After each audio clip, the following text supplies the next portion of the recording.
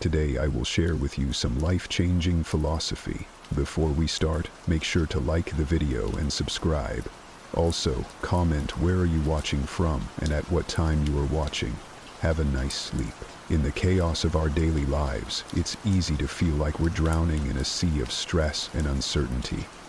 Yet, there's a way to find calm amidst the storm, a path to inner peace that has stood the test of time.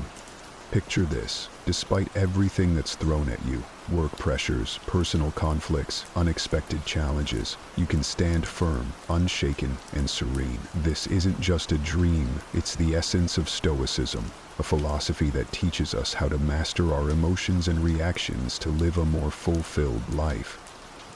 Today we're diving into the heart of Stoicism, exploring 10 timeless principles that can transform the way you navigate life's inevitable ups and downs. These principles are not abstract theories, but practical tools that you can apply every day to build resilience and inner strength. Whether you're struggling with a difficult relationship, feeling overwhelmed by your responsibilities, or simply seeking a deeper sense of purpose, the wisdom of Stoicism offers profound insights and practical strategies to help you thrive. Stay with me as we journey through these powerful Stoic teachings, from learning how to maintain a firm purpose in life to mastering the art of emotional control. Each principle is a stepping stone to a life where external events no longer dictate your inner peace.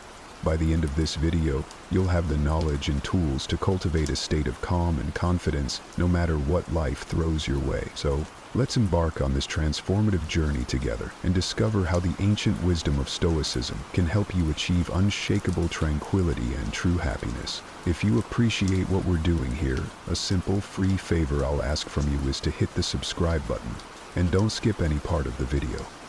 Imagine setting sail on a vast ocean without a clear destination. You drift aimlessly, subject to every shift in the wind and wave. That's what life feels like without a firm purpose, directionless and vulnerable to external forces. Epictetus emphasized the importance of having clear, firm purposes. He said, "Difficulties show a person's character, and the greater the difficulty, the more glory in surmounting it." This isn't just a philosophical musing. It's a call to action. When you have a firm purpose, it's like having a compass that guides you through life's tumultuous seas. This purpose doesn't appear out of nowhere. It's crafted through moments of deep reflection on what truly matters to you.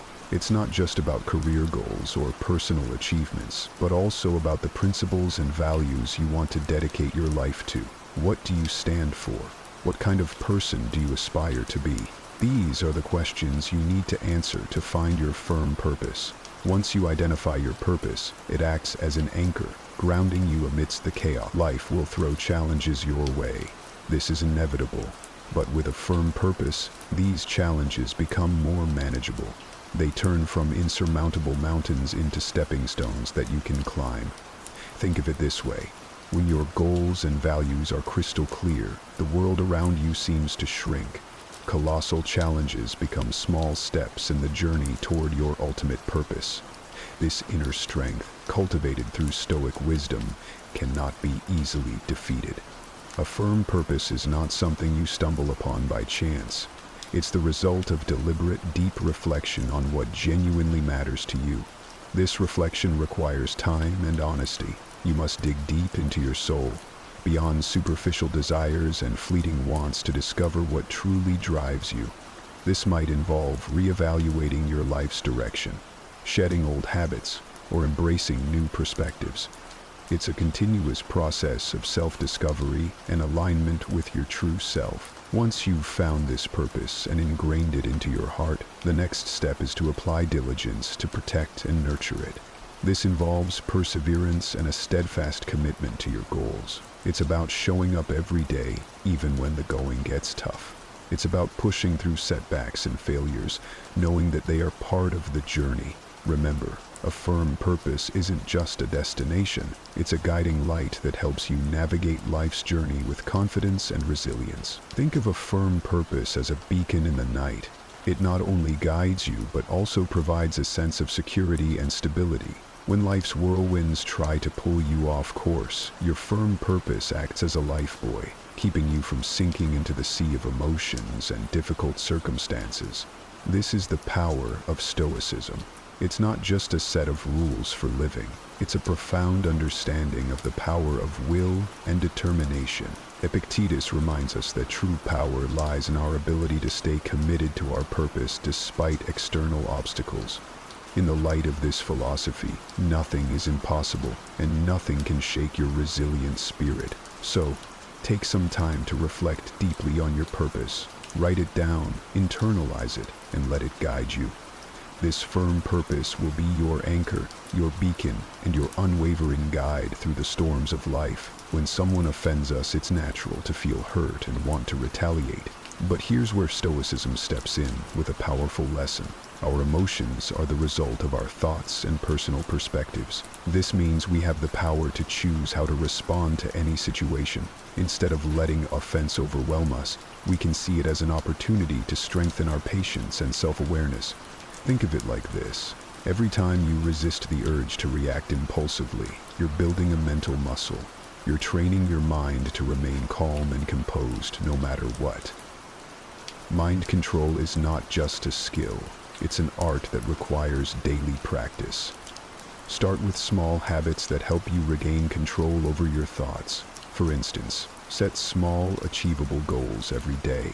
Each time you accomplish a goal, no matter how minor, you build self-confidence and reinforce your ability to control your mind. Focus on living in the present moment and deepening your understanding of your emotions.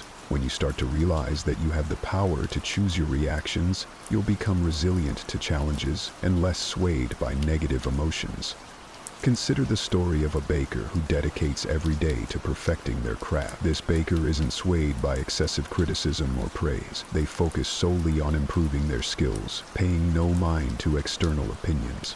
This single-minded dedication allows them to achieve true freedom and inner peace. Similarly, by guarding your mind against external influences, you can focus on your own growth. Guarding your mind also involves setting boundaries.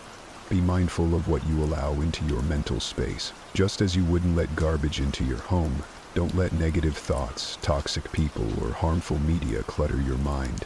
Surround yourself with positive influences that uplift and inspire you.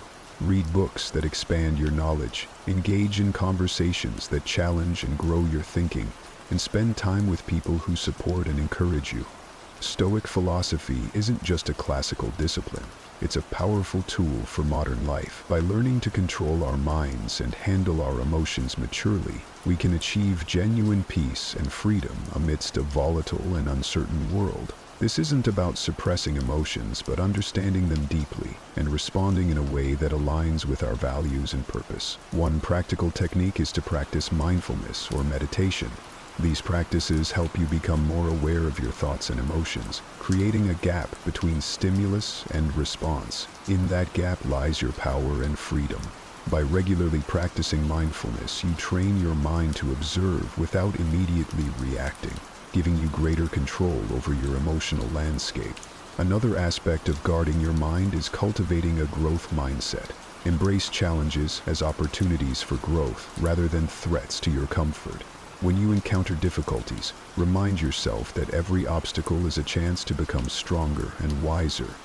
This shift in perspective can transform how you experience adversity, making you more resilient and less susceptible to negative influences. Remember, guarding your mind is a lifelong journey. It's about consistently choosing to focus on what you can control, your thoughts, your responses, and your attitudes. It's about rejecting the victim mentality and embracing the role of an active creator of your own experience. The more you practice, the more natural it becomes. And soon enough, you'll find that external events have less and less power over your inner peace. Epictetus taught that we cannot control the opinions or actions of others, but we can control how we react to them.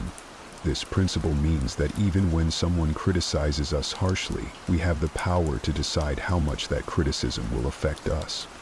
In today's world, this translates to accepting that everyone has their own perspectives and values, which may not always align with ours.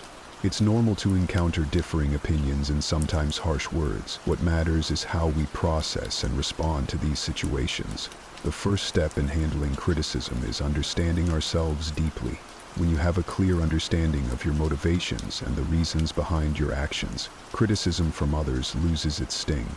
If you know you are acting according to your values and principles, negative words from others become less significant. This self-awareness creates a strong foundation that protects you from being easily swayed by external opinions.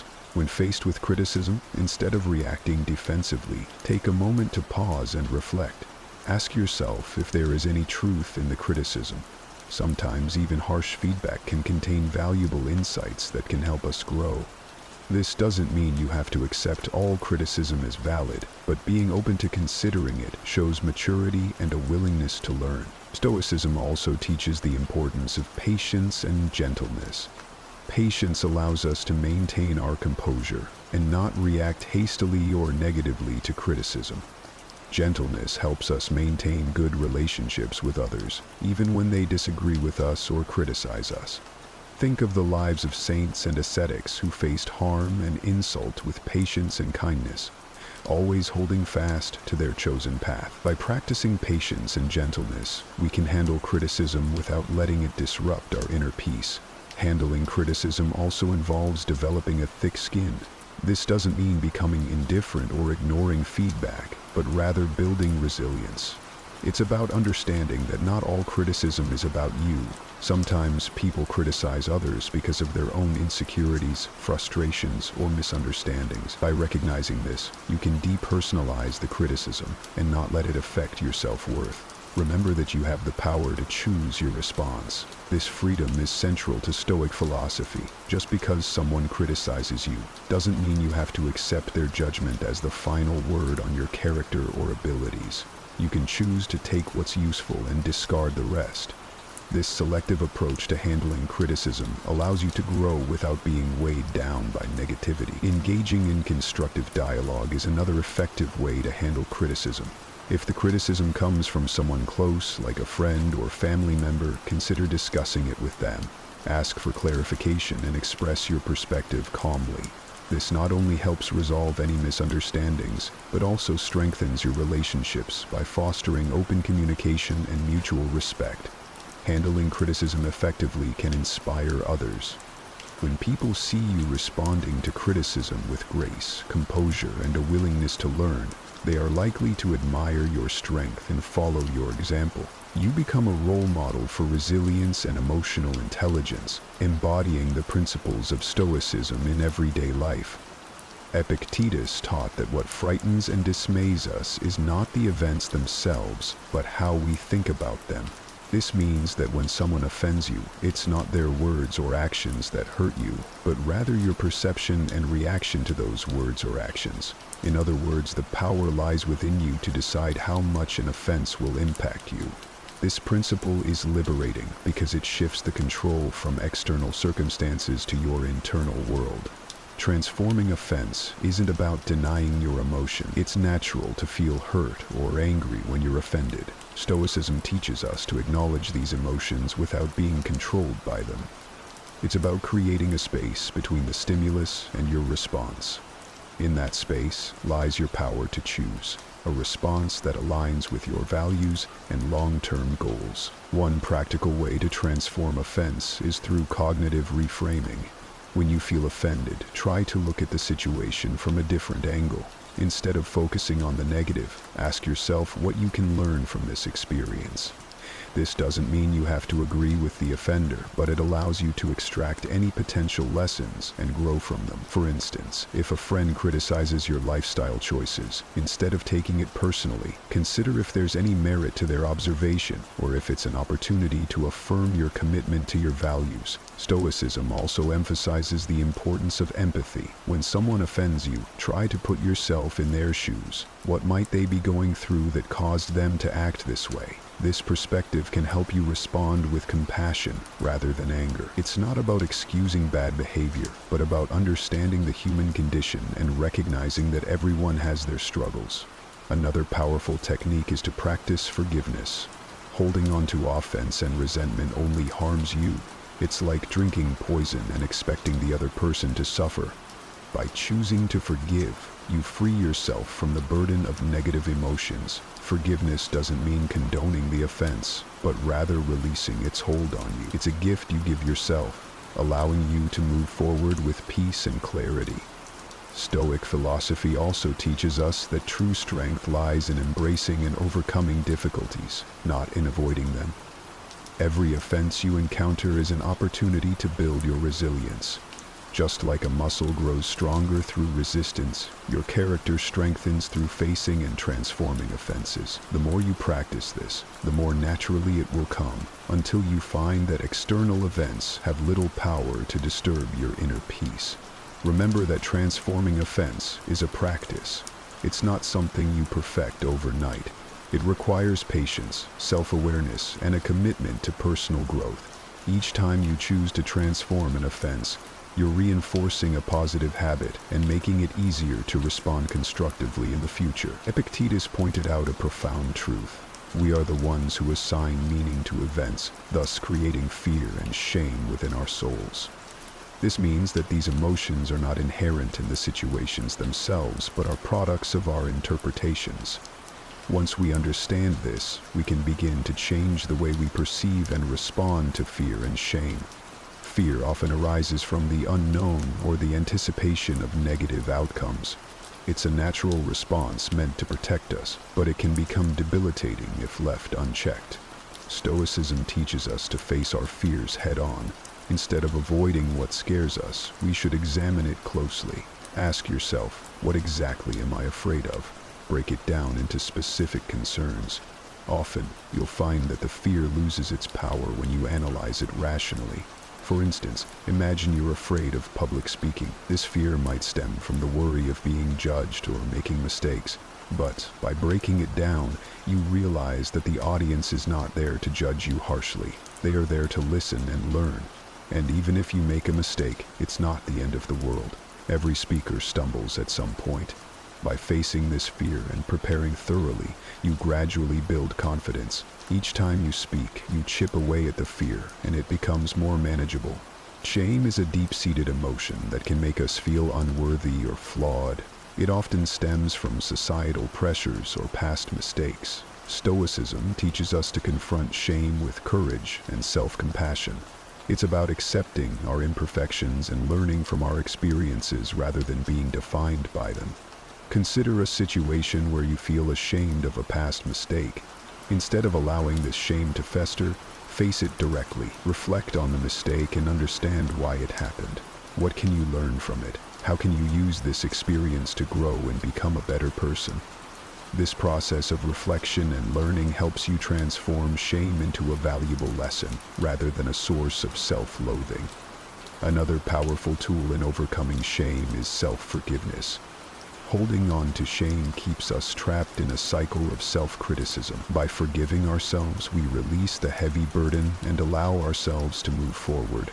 This doesn't mean excusing our mistakes, but acknowledging them, learning from them, and then letting them go. It's a crucial step in healing and personal growth. To practice overcoming fear and shame, start with small steps. Expose yourself gradually to situations that trigger these emotions.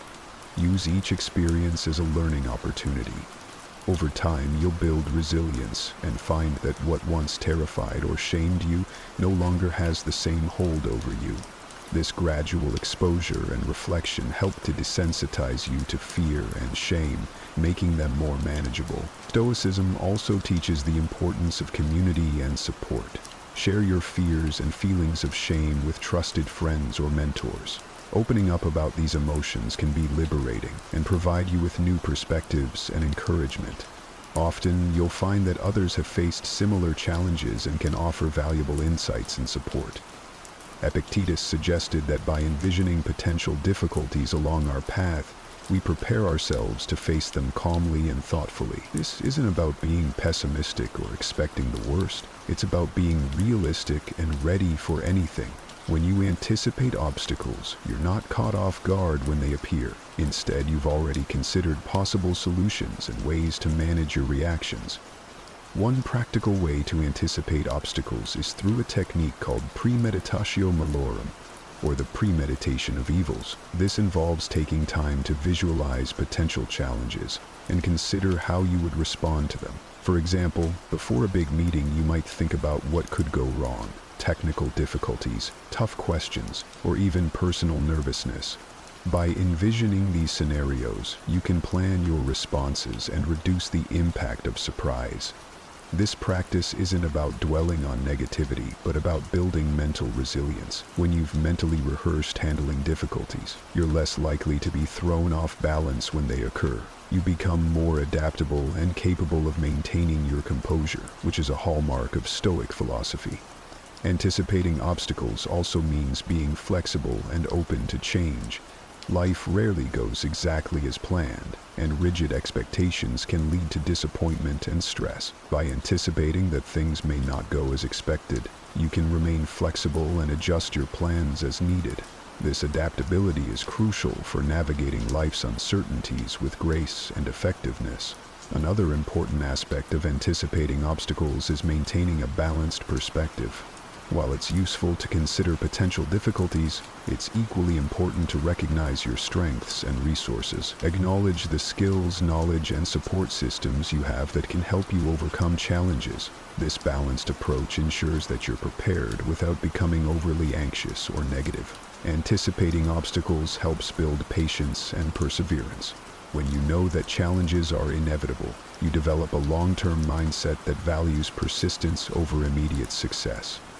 You become more patient with the process and more resilient in the face of setbacks. This endurance is a key component of Stoic philosophy, which emphasizes the importance of steadfastness and inner strength. Engaging in regular reflection can also enhance your ability to anticipate obstacles. Take time to review past experiences and identify patterns. What challenges did you face, and how did you overcome them? What strategies worked, and what could you improve? By learning from your experiences, you can better prepare for future obstacles and refine your approach to problem solving. Incorporating mindfulness practices can further strengthen your ability to anticipate and manage obstacles. Mindfulness helps you stay present and aware, allowing you to recognize potential challenges early and respond thoughtfully. It enhances your emotional regulation, ensuring that you remain calm and centered, even in stressful situations. Epictetus famously said, "It's not what happens to you, but how you react to it that matters." This simple yet profound statement underscores the essence of inner strength. Our true power lies not in altering external circumstances, but in mastering our inner responses. When faced with adversity, whether it's severe criticism from a trusted friend or an unexpected setback, we have the freedom to choose our response. This choice defines our character and shapes our life. Inner strength is cultivated through self-awareness and deliberate practice. It starts with recognizing your emotions without letting them overwhelm you. This doesn't mean suppressing your feelings, but rather observing them and understanding their roots. When you become aware of your emotional triggers, you can better manage your reactions. This self-awareness is the first step toward building inner strength. Stoicism also emphasizes the importance of distinguishing between what is within our control and what is not. This distinction is crucial for maintaining inner peace. We cannot control other people's actions or opinions, but we can control our attitudes and responses. By focusing on what we can control, we conserve our energy and reduce unnecessary stress. This mindset shift is empowering and helps us stay grounded in the face of external turbulence. Forgiveness is another powerful aspect of inner strength. Holding on to grudges and resentment drains our energy and clouds our judgment. Just as Stoicism teaches us to control our reactions, it also encourages us to practice forgiveness. This doesn't mean condoning harmful behavior, but rather releasing its hold on us. By forgiving, we free ourselves from the burden of negative emotions and create space for healing and growth. Building inner strength also involves developing resilience. Life is full of ups and downs, and setbacks are inevitable. The key is to view these setbacks as opportunities to strengthen your character. Every challenge you face is a chance to practice resilience and perseverance. Over time, this practice fortifies your inner strength, making you more adaptable and less susceptible to life's fluctuations. Stoicism encourages us to seek strength not just in ourselves, but also in our community and faith. Surround yourself with supportive and like-minded individuals who uplift and inspire you. Engage in conversations that challenge and expand your thinking. If you have a spiritual practice, draw on it for strength and guidance. These external sources of support can reinforce your inner strength and provide a sense of belonging and purpose. Practicing gratitude is another effective way to cultivate inner strength. Gratitude shifts your focus from what you lack to what you have, fostering a positive mindset even in difficult times. There is always something to be grateful for. By regularly acknowledging and appreciating these positives, you strengthen your emotional resilience and maintain a balanced perspective. Inner strength is also about embracing vulnerability. Acknowledging your fears and insecurities doesn't make you weak, it makes you human. By confronting these vulnerabilities with courage and compassion, you transform them into sources of strength. This self-acceptance is a vital component of inner strength, allowing you to navigate life with authenticity and confidence. This doesn't mean suppressing your emotions or pretending they don't exist. It means acknowledging your feelings but not letting them dictate your action. It's about creating a space between stimulus and response, a moment to reflect and choose the most appropriate course of action. This practice of pausing and reflecting is powerful and can transform how you interact with the world. Consider the example of driving in heavy traffic.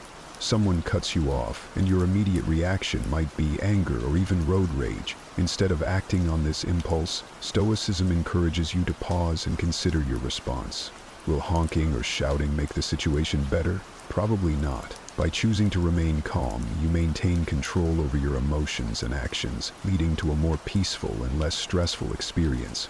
Another aspect of restraining actions is the ability to delay gratification. In our fast-paced world, we're often tempted to seek immediate rewards and avoid discomfort. However, Stoicism teaches us the value of patience and perseverance. By delaying gratification and working towards long-term goals, we cultivate discipline and resilience. This principle also applies to how we communicate with others. In moments of heated discussion or conflict, it's easy to let emotions take over and say things we might later regret. Stoicism teaches us to practice restraint in our words. Before speaking, consider the impact of your words. Are they constructive? Do they reflect your values? By speaking mindfully and with intention, you can build stronger, more respectful relationships. Practicing self-restraint requires self-awareness and discipline. It's about being conscious of your impulses and actively choosing to control them. This might involve setting personal boundaries, practicing mindfulness, or developing new habits that support your goals. For instance, if you tend to procrastinate, create a structured schedule that helps you stay focused and productive. If you struggle with anger, practice relaxation techniques that help you remain calm in stressful situations.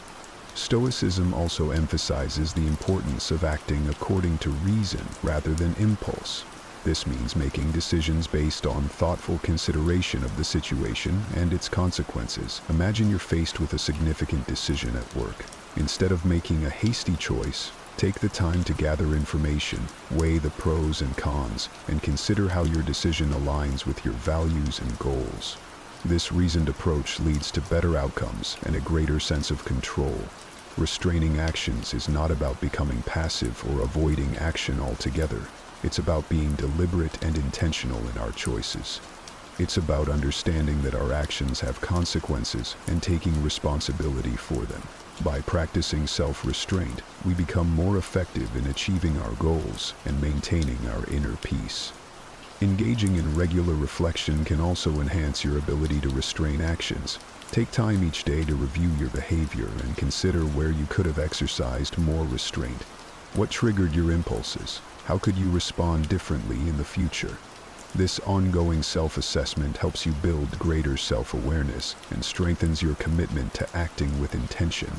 Another practical approach to restraining actions is to develop a daily mindfulness practice. Mindfulness helps you stay present and aware, allowing you to recognize impulsive urges and choose more thoughtful responses. Whether through meditation, deep breathing exercises, or mindful observation, incorporating mindfulness into your routine can significantly enhance your self-control. Acceptance is the first step towards effective action. When we resist reality, we waste energy and create unnecessary suffering. For example, if you lose your job, it's natural to feel upset and worried about the future. But by accepting the situation, you can focus on what you can do next, updating your resume, networking, or exploring new career opportunities. This proactive mindset enables you to navigate the challenge more effectively and reduces the emotional toll of the experience. One practical way to cultivate acceptance is through mindfulness and meditation.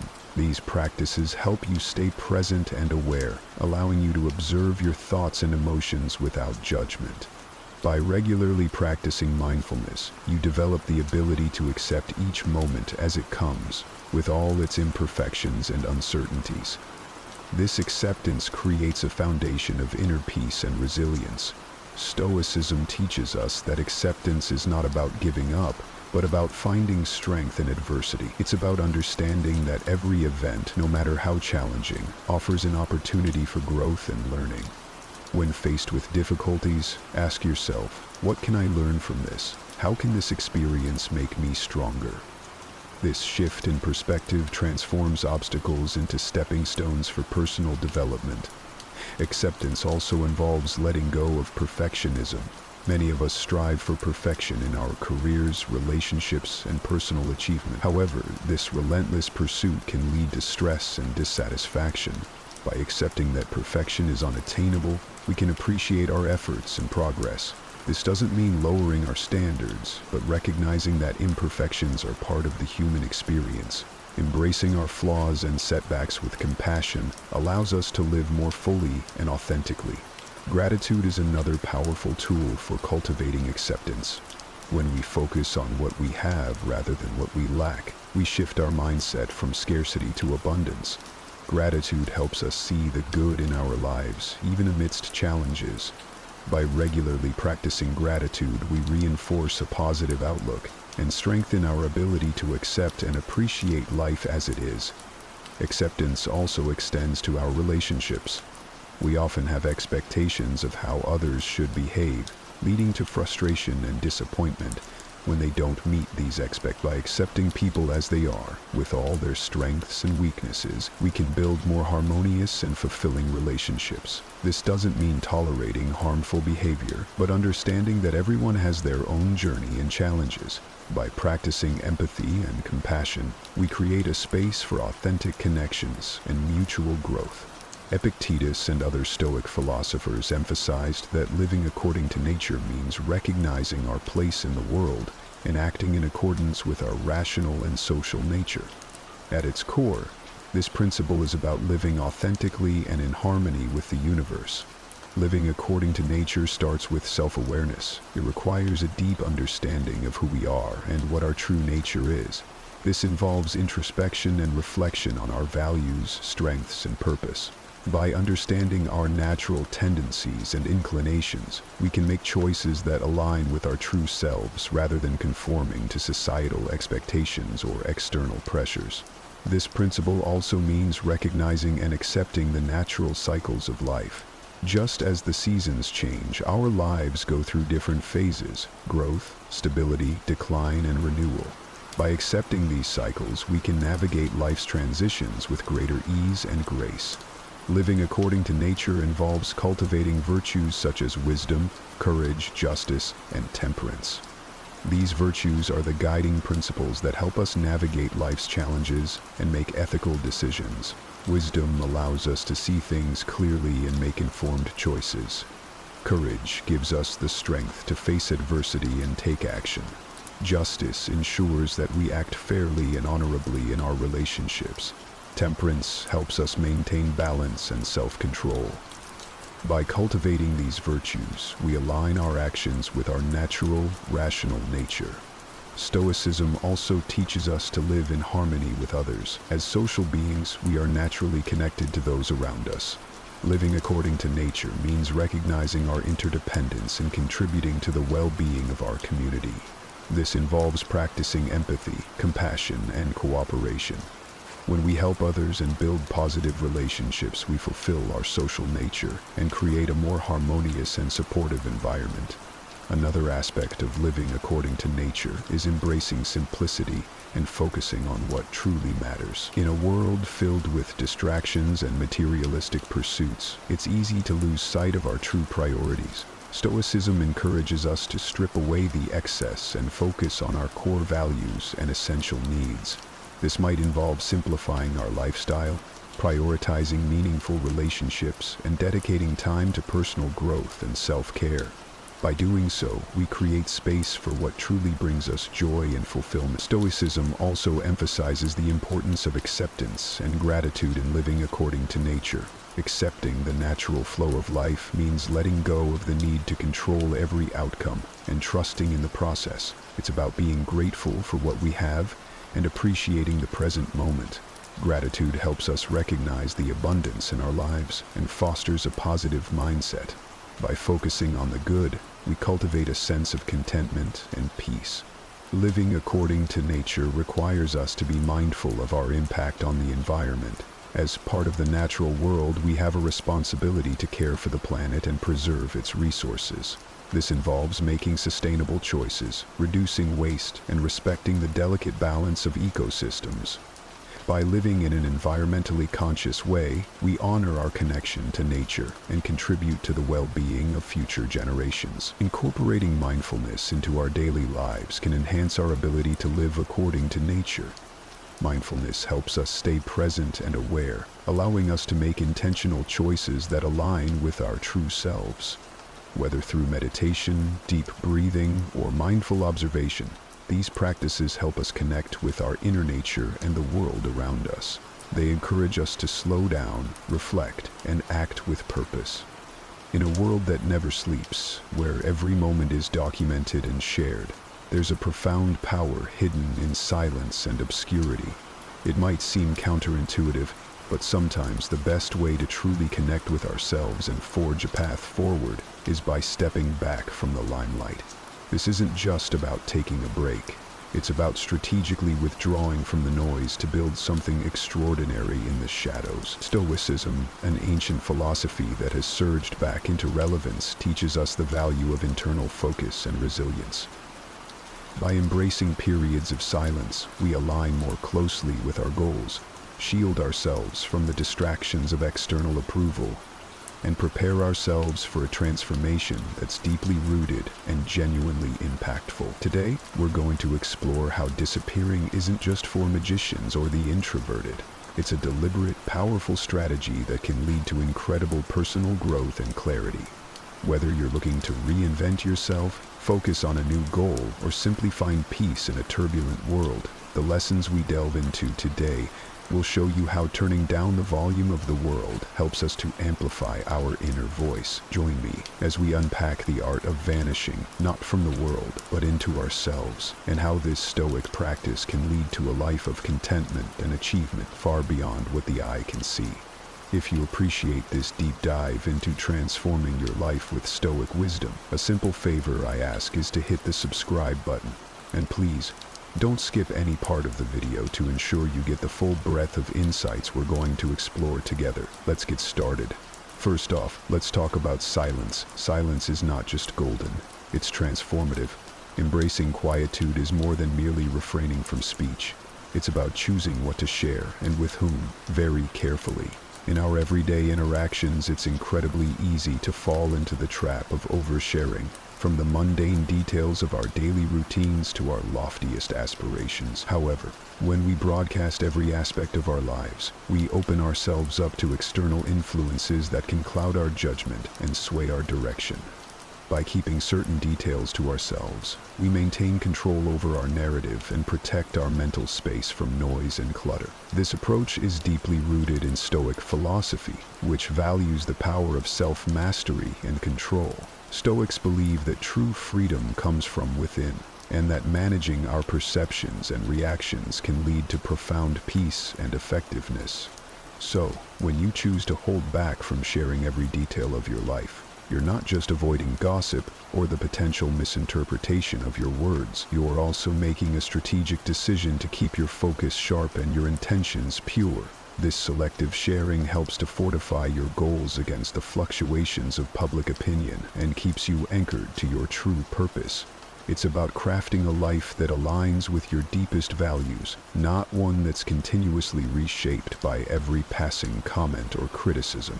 The Stoics teach us that true strength and freedom come from within. This means valuing our own opinions and judgments above those of others, not out of arrogance, but as a form of self-respect and self-sufficiency. It's about assessing ourselves through our internal lens and criteria, not through the fluctuating and often unreliable external feedback loop. Why is this important?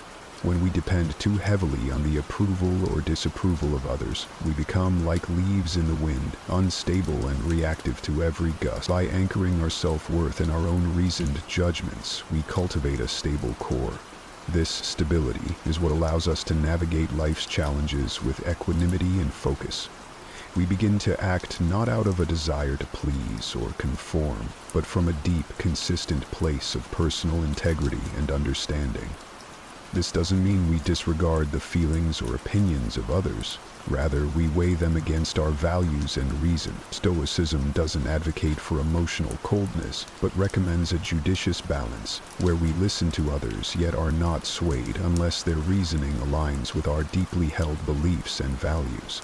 It's about creating a mental fortress where the only opinions that breach the walls are those that have been scrutinized and found beneficial to our growth and well-being. Prioritizing self-assessment helps to mute the external noise that often clouds our judgments. This clarity is liberating. It frees up mental energy that was once consumed by worrying about how others perceive us, allowing us to focus more fully on our goals and actions. It fosters a sense of authentic living that is incredibly rewarding because each step you take is aligned with your true self. In a world where sharing every detail of our lives has become the norm, there's tremendous power in secrecy, especially when you're embarking on significant personal or professional projects. The Stoic philosophy advocates for action over proclamation, teaching us that true merit lies in what we accomplish, not in what we promise. Keeping your plans close to your chest is not about fostering a mysterious persona. It's about protecting your focus and energy. Every time details of your ambitions leak out, it's like small cracks forming in the foundation of your intent. Each crack might seem minor, but collectively, they can significantly weaken your resolve and distract from your purpose. When others are aware of your intentions, it opens the door for external opinions, doubts, and even sabotage, whether intentional or subconscious. Moreover, secrecy amplifies your commitment to your goals. By not broadcasting your plans, you avoid the premature satisfaction that public acknowledgement can bring. Studies have shown that when we announce our goals, we are often rewarded with premature praise that can diminish our motivation to see the plan through to completion.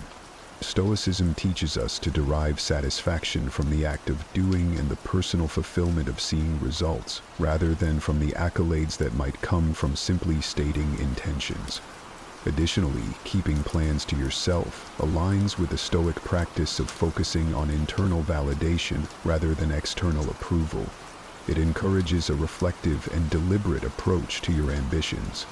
You become more thoughtful in your actions and decisions because you are not influenced by the immediate reactions of others. This inward focus is crucial for deep, meaningful progress and aligns with the Stoic ideal of self-sufficiency. Whether you're advancing in your personal development, experiencing financial gains, or enhancing a skill, the journey you're on is deeply personal and inherently valuable. In the Stoic philosophy, progress is not a means to an end, but an end in itself. The true value lies not in the accolades or recognition that may come from your achievements, but in the personal growth and the virtues you develop along the way. Revealing your progress can inadvertently open the floodgates to external influences that might skew your perception or dilute your focus. For instance, sharing your achievements can sometimes lead to envy or unwanted attention from others. While some may offer genuine praise, others might project their insecurities or competitiveness, which can create an environment filled with negative energy and potential distractions. This is why Stoicism teaches us to appreciate and protect our inner peace and progress from the potentially corrosive effects of public scrutiny. Moreover, keeping your progress private allows you to savor your achievements without the external pressure of living up to others' expectations. It helps maintain that crucial internal validation where you measure success by your standards and growth rather than by the applause or approval of others. This self-referential approach is not only liberating, but also aligns with the Stoic ideal of self-sufficiency and resilience. You become less dependent on external validation and more focused on the intrinsic rewards of your efforts. Additionally, privacy in your progress nurtures a reflective and humble approach to personal growth. It encourages you to continually look inward, assess your development, and make adjustments based on your self-evaluation rather than external feedback. This introspection is a vital component of Stoic practice, fostering a deeper connection with your core self and ensuring that your advancements are both meaningful and aligned with your ultimate life goals. Inevitably, along your journey, you'll encounter setbacks and challenges. How you deal with these can fundamentally shape your path forward. The Stoic philosophy offers a powerful perspective here. Embrace your failures privately. This isn't about hiding your struggles out of shame or fear of judgment. It's about understanding and utilizing these experiences as vital ingredients for growth. Stoicism teaches us to see every obstacle as an opportunity to practice virtues such as resilience, courage, and persistence. By handling your struggles internally, you turn inward to reflect on these experiences deeply. This private contemplation allows you to extract valuable lessons without the external noise of pity or unsolicited advice. When you deal with your failures in solitude, you are not distracted by having to defend your actions or by the need to maintain a certain image. Instead, you can honestly assess what went wrong and why, which empowers you to make more informed and deliberate choices in the future. Moreover, embracing failures privately aligns with the Stoic idea of focusing on what you can control. You might not be able to control the outcome of every endeavor, but you can control your reactions and your mindset when setbacks occur.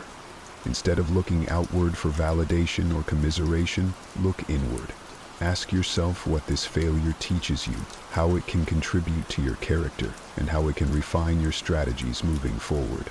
This internal processing of failures builds mental toughness and independence, qualities that are essential for anyone striving to lead a life governed by Stoic principles. It strengthens your resolve as you come to realize that your path is yours to shape, regardless of external circumstances. Each failure, when embraced silently and wisely, builds a layer of resilience and fortitude, equipping you better for future challenges. As you step into the silence, the first task is to crystallize your objectives. What do you aim to accomplish in this period of intentional quietude? Setting clear, tangible goals is not merely an exercise in thought.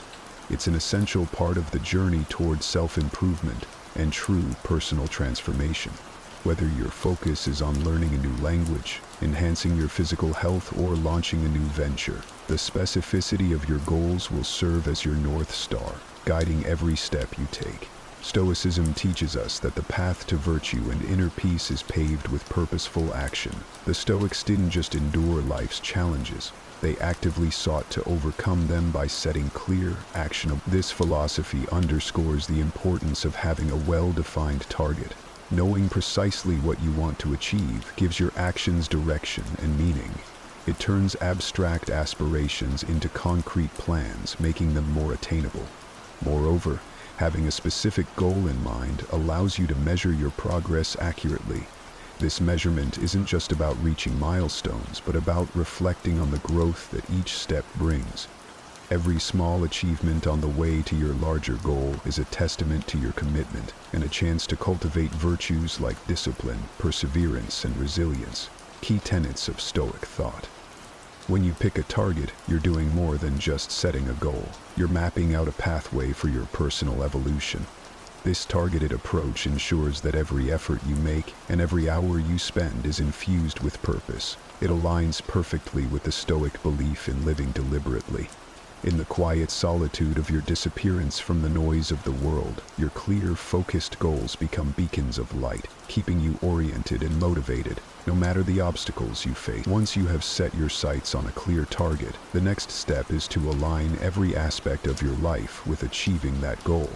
This isn't just about occasional effort. It involves a fundamental restructuring of your daily life to make your ambitions not merely an aspect of your life, but the core of it.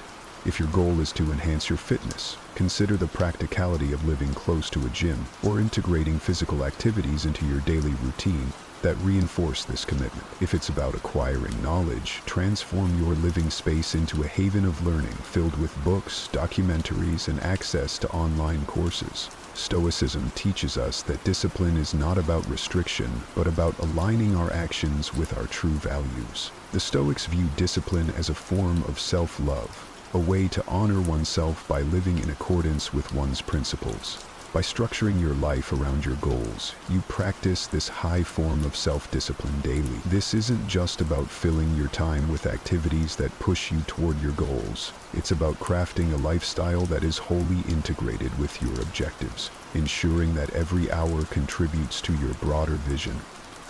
Effective time management plays a crucial role in this process. It's about prioritizing activities that drive you toward your goal and cutting out the noise and distractions that divert you from your path. This focused dedication is what turns ordinary endeavors into extraordinary achievements. It's about making each day a building block for your success, where no moment is wasted and every action has purpose. Living this way requires a deep commitment and can be challenging, but it is immensely rewarding.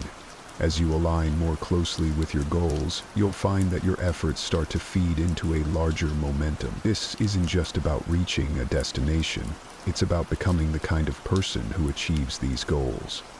Stoicism doesn't just encourage us to endure, it urges us to transform endurance into a dynamic, purpose-driven way of life. Embracing this lifestyle means more than just adhering to a new routine. It's about fundamentally loving the process of transformation itself, including the discipline and the solitude it entails. Stoicism, with its deep roots in mastering the self, teaches us to cherish the present moment and find contentment within our current circumstances, even as we strive for greater achievements. This mindset shift is essential and profound. It requires you to view each day, each challenge, and each moment of solitude not as hurdles but as opportunities to grow and reinforce your commitment to your goals. Stoicism doesn't merely manage perceptions, it transforms them. It encourages us to see the beauty in the process and the strength in what might often feel like solitary endeavors. By learning to appreciate the quiet moments of effort and reflection, you align more closely with Stoic ideals that value inner peace and resilience over external rewards. Reprogramming your mind also means cultivating a mindset that does not shy away from discomfort. Stoics believe that growth often comes from facing and embracing challenges head-on. In this transformative phase, you learn to derive joy from what might previously have been considered arduous tasks. This reprogramming turns discipline into a source of happiness because you know that each disciplined action takes you one step closer to your goal.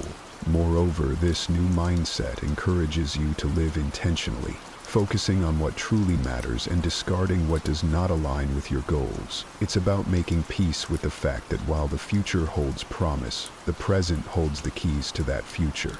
You start to see that true contentment comes not from reaching a distant goal, but from knowing that you are currently exactly where you need to be, doing exactly what you need to do.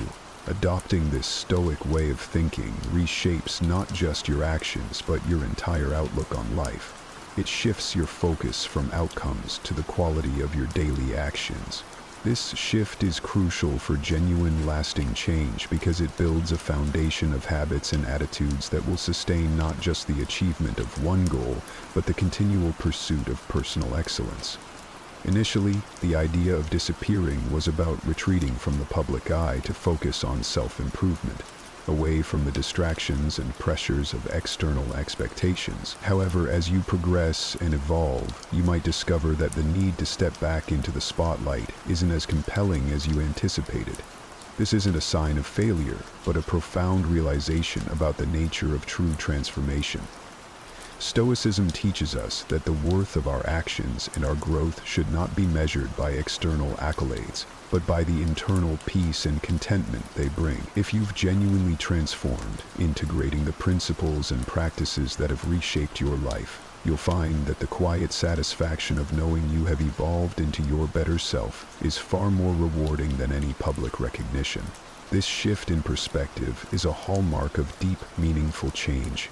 This process of reappearing then becomes less about making a grand entrance back into society and more about seamlessly integrating your new self into your everyday. It's not a moment of triumph broadcasted to elicit admiration, but a subtle, continuous expression of the new principles and insights that now guide your life. Your transformation becomes visible not through explicit displays, but through the quality of your actions and the serenity of your demeanor. Moreover, Stoicism reminds us that external recognition is fleeting. Today's accolades can easily become tomorrow's forgotten news. What remains, what endures, is the sense of fulfillment and self-contentment from knowing you live true to your values and capabilities. This enduring contentment becomes the true reward for your efforts, far surpassing the ephemeral satisfaction of external validation. Therefore, as you consider reappearing, remember that your transformation is an ongoing process. You are forever changed, not just for a moment, but for a continuous journey of self-evolution. Each day presents a new opportunity to live out the truths you've embraced. The need to reappear should never overshadow the greater need to remain authentic to your transformed self, living out the Stoic virtues of wisdom, justice, courage, and moderation. Did you know that the secret to transforming your life's biggest challenges into your greatest opportunities might have been discovered over 2,000 years ago? Imagine facing life's storms with a calm so powerful that nothing could shake your inner peace. Sounds like a superpower, right? Well, it's not just a fantasy. This ancient superpower is an age-old philosophy that's as practical today as it was in the bustling markets and marble halls of ancient Rome and Greece. Stoicism teaches us that while we can't control every aspect of our lives, we have absolute power over how we choose to react. And in today's world, where uncertainty seems to be the only certainty, these teachings could be the anchor we've all been searching for. So, whether you're dealing with stress, facing adversity, or simply looking to find more joy in the everyday, stick around. Today, we're diving deep into Stoicism, uncovering its timeless wisdom and discovering how it can transform not just the way we think, but the way we live. 1. Focusing on what's in your control. Have you ever found yourself stuck in traffic, fuming over the delay, or scrolling through your phone only to get upset over a negative comment someone left on your post? It happens to the best of us. It's almost like our day-to-day life is filled with these little tests, challenging our mood and peace of mind at every turn. But here's a game-changing perspective from the world of Stoicism that can turn all that frustration on its head. Stoicism, this incredible philosophy that dates back to ancient Greece and Rome, hands us a powerful tool, focusing on what's in our control. The great Stoic philosopher Epictetus once said, "It's not what happens to you, but how you react to it that matters." Think about that for a second. Traffic, bad weather, negative comments, these are all outside our control. We can't change them, no matter how much we wish we could. What we can change, however, is how we react to them. This idea isn't just ancient wisdom, it's backed by modern psychology too. Carl Jung, a giant in the field of psychology, famously stated, "I am not what happened to me. I am what I choose to become." This aligns perfectly with this practice. It's about recognizing that the only real power we have is over our own reactions, thoughts, and actions. Let's break it down a bit. Say you're in that traffic jam, late for an important meeting. You can spend that time stewing in anger, honking your horn and stressing out, which, let's be honest, won't make the cars ahead move any faster. Or you can take a deep breath, accept the situation, and maybe use the time to listen to a podcast, an audiobook, or simply enjoy some music. The traffic hasn't changed, but your response to it has. And with that shift, your stress levels drop, and your day looks a bit brighter.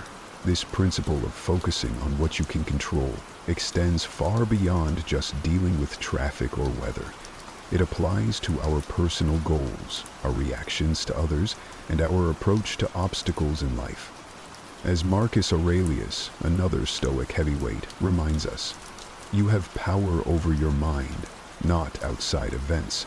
Realize this, and you will find strength. So, next time you find yourself getting worked up over something outside your control, remember these wise words from our friends. Ask yourself, is this within my control? If it's not, let it go.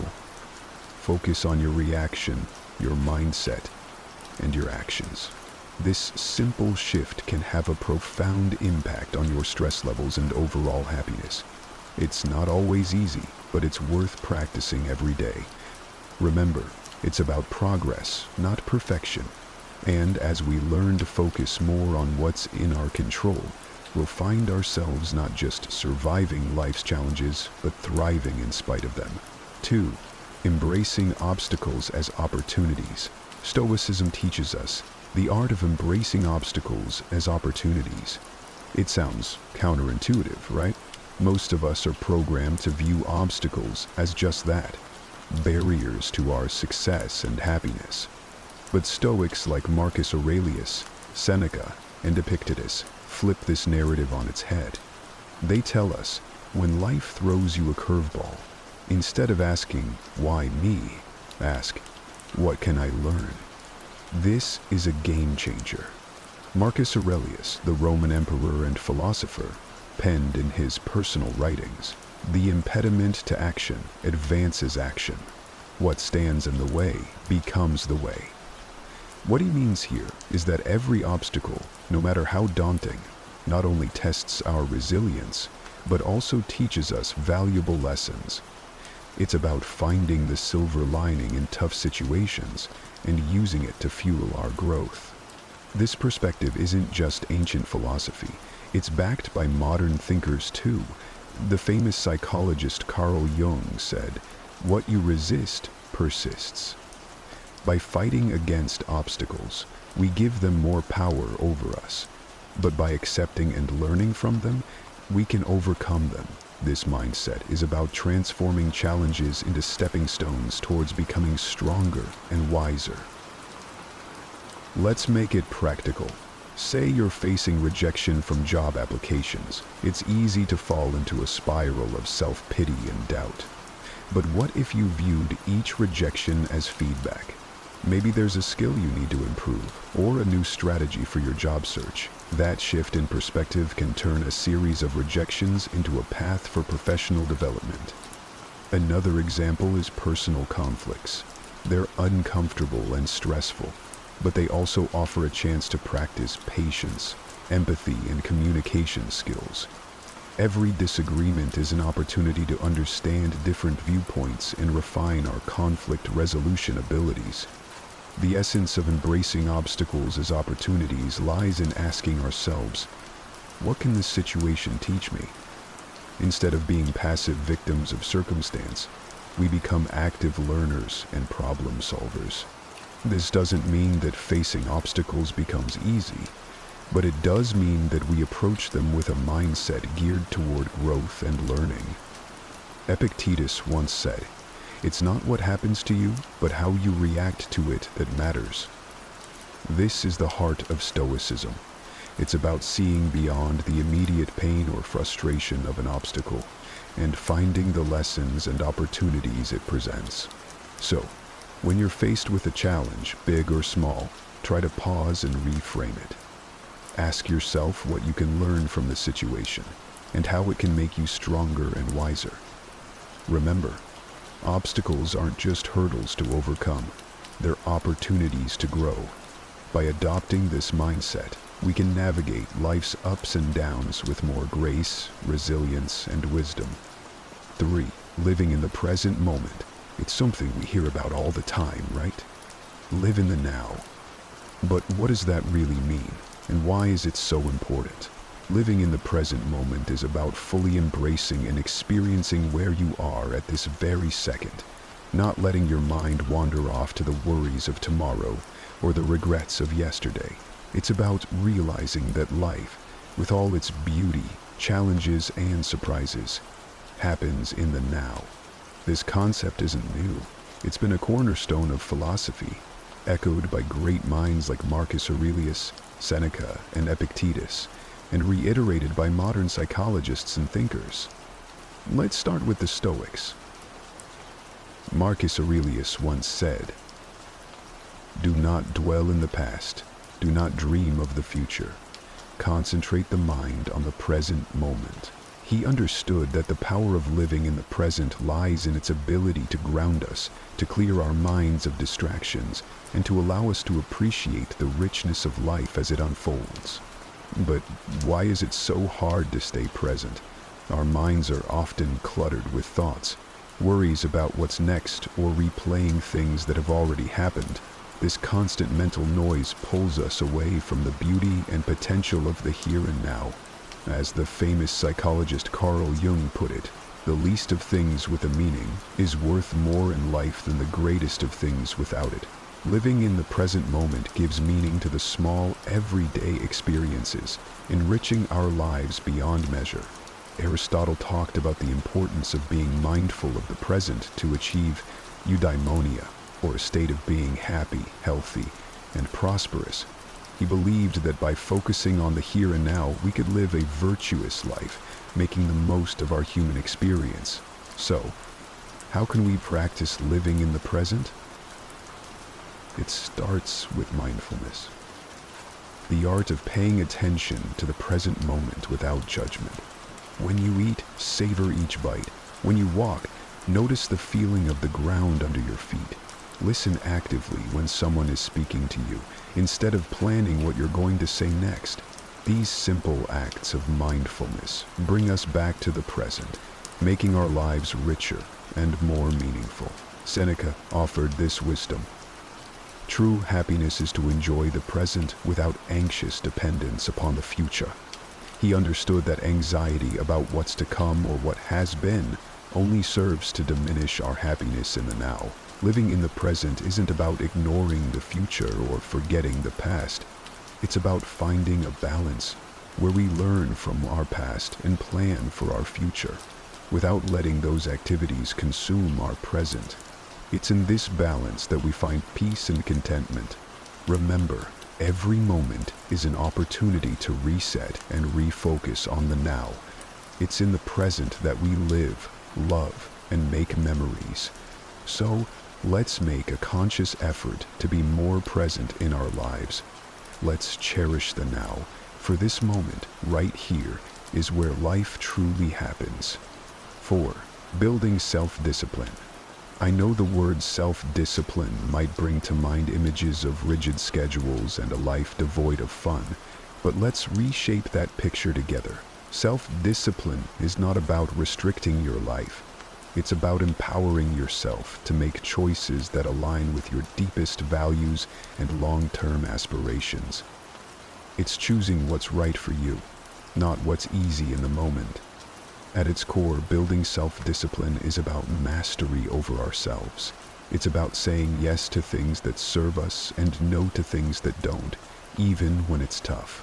Think about it, whether it's sticking to a workout routine, saving money instead of impulse buying, or turning off Netflix to focus on a project. These choices might not deliver instant gratification, but they pave the way for long-term satisfaction and success. Stoic philosophy has a lot to say about self-discipline. Marcus Aurelius, the Roman emperor and Stoic philosopher, once wrote, "You have power over your mind, not outside events. Realize this, and you will find strength." This powerful statement highlights the essence of self-discipline. It's about controlling our impulses, emotions, and actions despite the external temptations and distractions that life throws our way. Seneca offers wisdom on the subject too. He advises us to be steadfast and control our desires, rather than being controlled by them. He understood that true freedom comes from within, from our ability to govern ourselves and our appetites. But why is self-discipline so critical? Aristotle, the ancient Greek philosopher, sheds light on this. He believed that we achieve excellence and virtue through habit.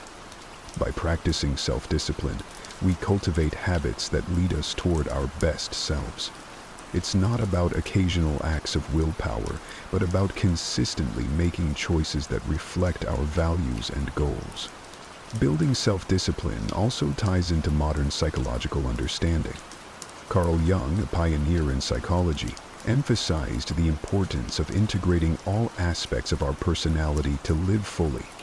This integration requires self-discipline, as we must navigate the desires of different parts of our psyche, choosing paths that contribute to our overall well-being and growth. So, how can we build self-discipline in our daily lives? Start small.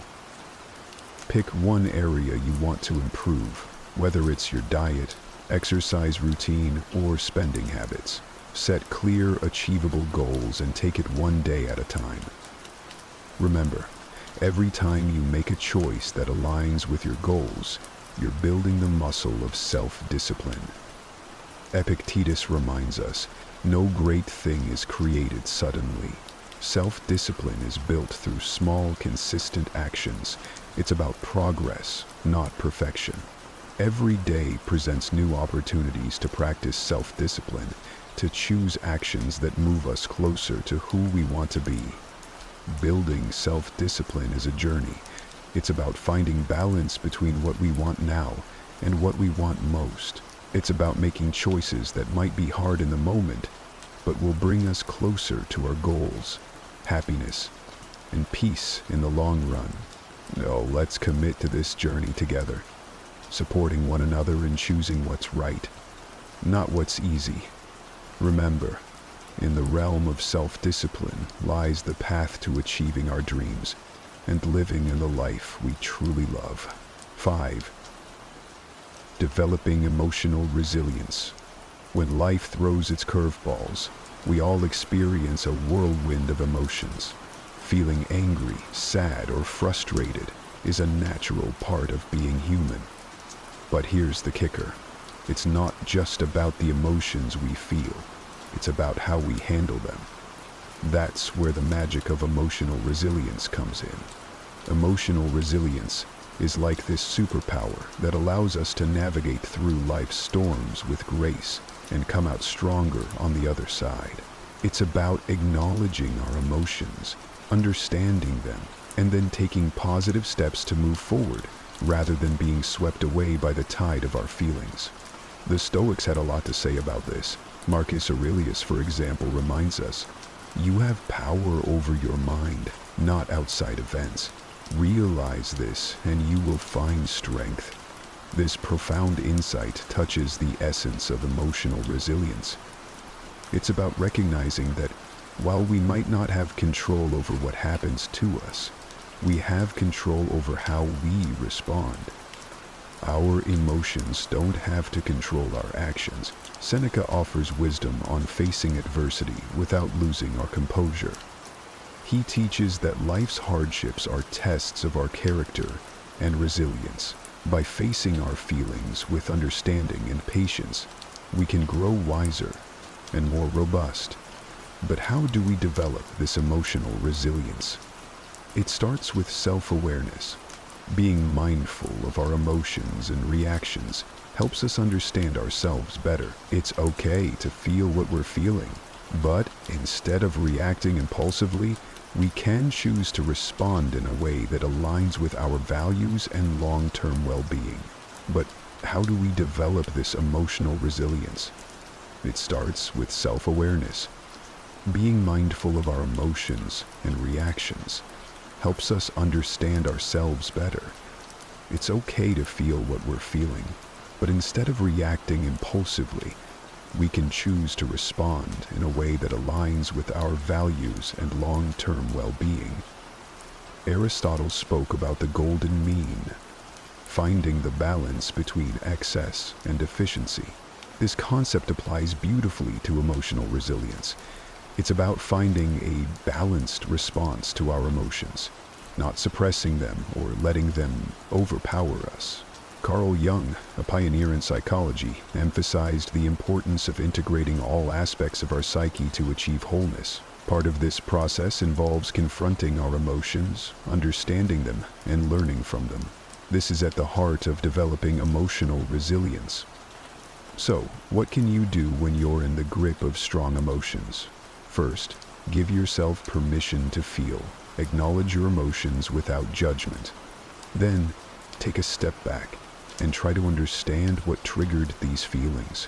This reflection can provide valuable insights into your emotional patterns and triggers. Epictetus said, "It's not what happens to you, but how you react to it that matters."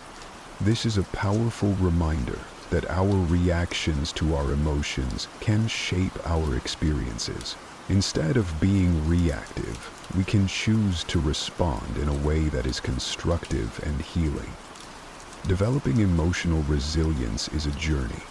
It involves practicing mindfulness, self-reflection, and patience. It's about building a toolkit of coping strategies, like journaling, talking to a trusted friend, or practicing relaxation techniques. Most importantly, it's about treating yourself with kindness and compassion as you navigate through your emotions. Emotional resilience is not about never feeling negative emotions.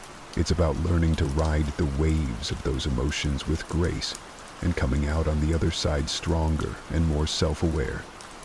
By developing emotional resilience, we empower ourselves to face life's challenges with courage and poise. Let's embrace this journey together, supporting each other and becoming more emotionally resilient, and ultimately living a more fulfilling life. 6. Memento mori. Remember, you will pass away. The Stoics used this concept not to create fear, but to inspire a deeper appreciation for every moment. They believed that by keeping the inevitability of death in mind, we would live more fully, consciously, and with gratitude for the present.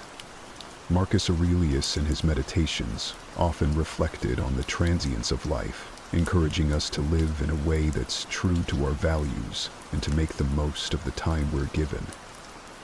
You could leave life right now.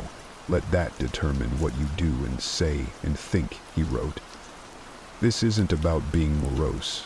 It's a call to action, a reminder to focus on what truly matters, to let go of petty concerns, and to live with purpose and integrity. Seneca, too, spoke about the shortness of life, urging us not to waste time on trivialities, but to focus on creating a meaningful existence. He believed that being mindful of death encourages us to live more wisely and to cherish our relationships and experiences. Epictetus emphasized the importance of focusing on the present and making the best use of our time.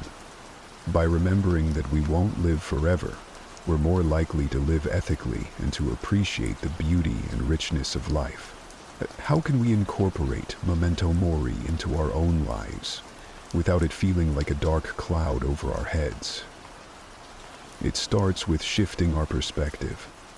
Instead of seeing the awareness of death as something fearful, we can view it as a powerful motivator to live our lives to the fullest. It's about embracing the present, not postponing our dreams or happiness for some undefined future that's not guaranteed. Think about the things you've been putting off. Maybe it's pursuing a passion, reconnecting with loved ones, or simply taking time to appreciate the small joys of everyday life. Memento mori reminds us not to take our time for granted. It encourages us to live more authentically, to say what we mean, to love openly, and to be present in our lives. This concept also teaches us to appreciate the impermanence of life, which in turn deepens our gratitude for the moments we have. When we remember that our time is limited, we're more likely to cherish our experiences, to live more mindfully, and to express our gratitude for the people and moments that enrich our lives. So, let's use memento mori, not as a source of fear, but as a catalyst for growth, gratitude, and a deeper appreciation of life.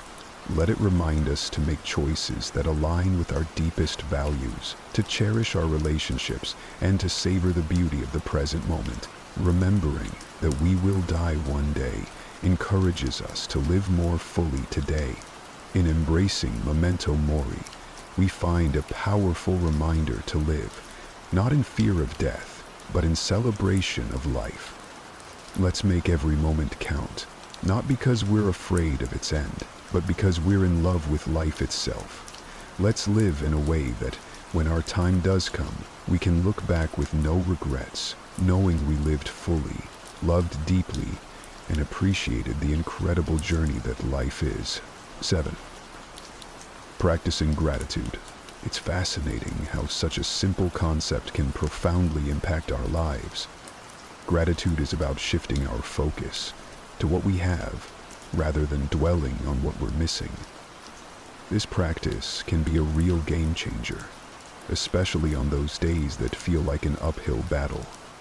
The Stoics, wise as they were, had a lot to say about gratitude. They believed that happiness doesn't come from having more, but from appreciating what we already have. Marcus Aurelius often wrote about the importance of focusing on the present and finding joy in the simple things. He said, "When you arise in the morning, think of what a precious privilege it is to be alive, to breathe, to think, to enjoy, to love." This is gratitude in its purest form, recognizing the value of life itself and the many gifts it offers us each day. Seneca talked about how our desires can lead us astray, always chasing after more and never finding true satisfaction. He suggested that by focusing on what we have and understanding that the best things in life are already within our grasp, we can find real contentment. Epictetus, known for his followers to appreciate their current circumstances, whatever they might be, he believed that by accepting and finding value in our present situation, we could live a more fulfilled life. But how do we practice gratitude, especially when life throws curveballs our way? It starts with making it a daily habit. Each morning or evening, take a moment to reflect on 3 things you're grateful for. It could be as simple as a warm cup of coffee, a conversation with a friend, or the beauty of a sunset. This practice helps rewire our brains to focus on the positive, boosting our mood and overall outlook on life. Gratitude also means embracing challenges and finding lessons within them. Instead of asking, "Why is this happening to me?" we can ask, "What can I learn from this?" This shift in perspective helps us appreciate our experiences, both good and bad, as valuable steps on our journey. Moreover, practicing gratitude helps us build stronger connections with others. By expressing appreciation for the people in our lives, we not only brighten their day, but also strengthen our own resilience. A simple thank you can go a long way in showing someone that they're valued and loved. Aristotle spoke about the importance of recognizing the good in our lives and striving for a virtuous life. He believed that gratitude was key to achieving eudaimonia, or true happiness, as it allows us to appreciate the goodness around us and within ourselves. Even modern psychology supports the benefits of gratitude. Studies show that people who practice gratitude regularly experience less anxiety, sleep better, and have a more positive outlook on life. As Carl Jung said, the word happiness would lose its meaning if it were not balanced by sadness. By acknowledging and being grateful for the full spectrum of our experiences, we find a deeper, more authentic form of happiness. So let's make gratitude a cornerstone of our daily lives. Let's celebrate the small victories, cherish the moments of connection, and find joy in the simple pleasures. By focusing on what we have, not on what we're missing, we can cultivate a sense of abundance and happiness that shines from within. Remember, it's not happiness that brings us gratitude, it's gratitude that brings us happiness. Let's fill our glasses half full, raise them high, and toast to the beauty of gratitude in our lives. Cheers to finding the silver lining, even on the cloudiest of days. 8. Focusing on personal excellence. The Stoics had a profound understanding of personal excellence. They believed that excellence, or virtue, is the sole good, and that everything we do should aim toward living a virtuous life. Marcus Aurelius, for instance, is a prime example of someone who strived for personal excellence. He once said, "Waste no more time arguing about what a good man should be. Be one." This simple yet powerful statement encapsulates the essence of personal excellence. It's about embodying the values we admire and striving to live by them every day. Seneca emphasized the importance of self-improvement and continuous learning. He advocated for a life lived in accordance with nature and reason, suggesting that true excellence comes from within and is reflected in our actions and choices. Epictetus highlighted the role of personal responsibility in achieving excellence. He taught that our reactions, emotions, and will are within our control, and mastering them is key to living a life of virtue. But what does focusing on personal excellence look like in our day-to-day lives? It starts with setting personal standards based on our values and aspirations, not on societal expectations or the achievements of others. It's about knowing who we are, understanding our strengths and weaknesses, and taking consistent steps toward improvement. Personal excellence is also about resilience. It's about how we respond to setbacks and failures, not just our successes. As Aristotle said, excellence is never an accident. It is always the result of high intention, sincere effort, and intelligent execution. It represents the wise choice of many alternatives.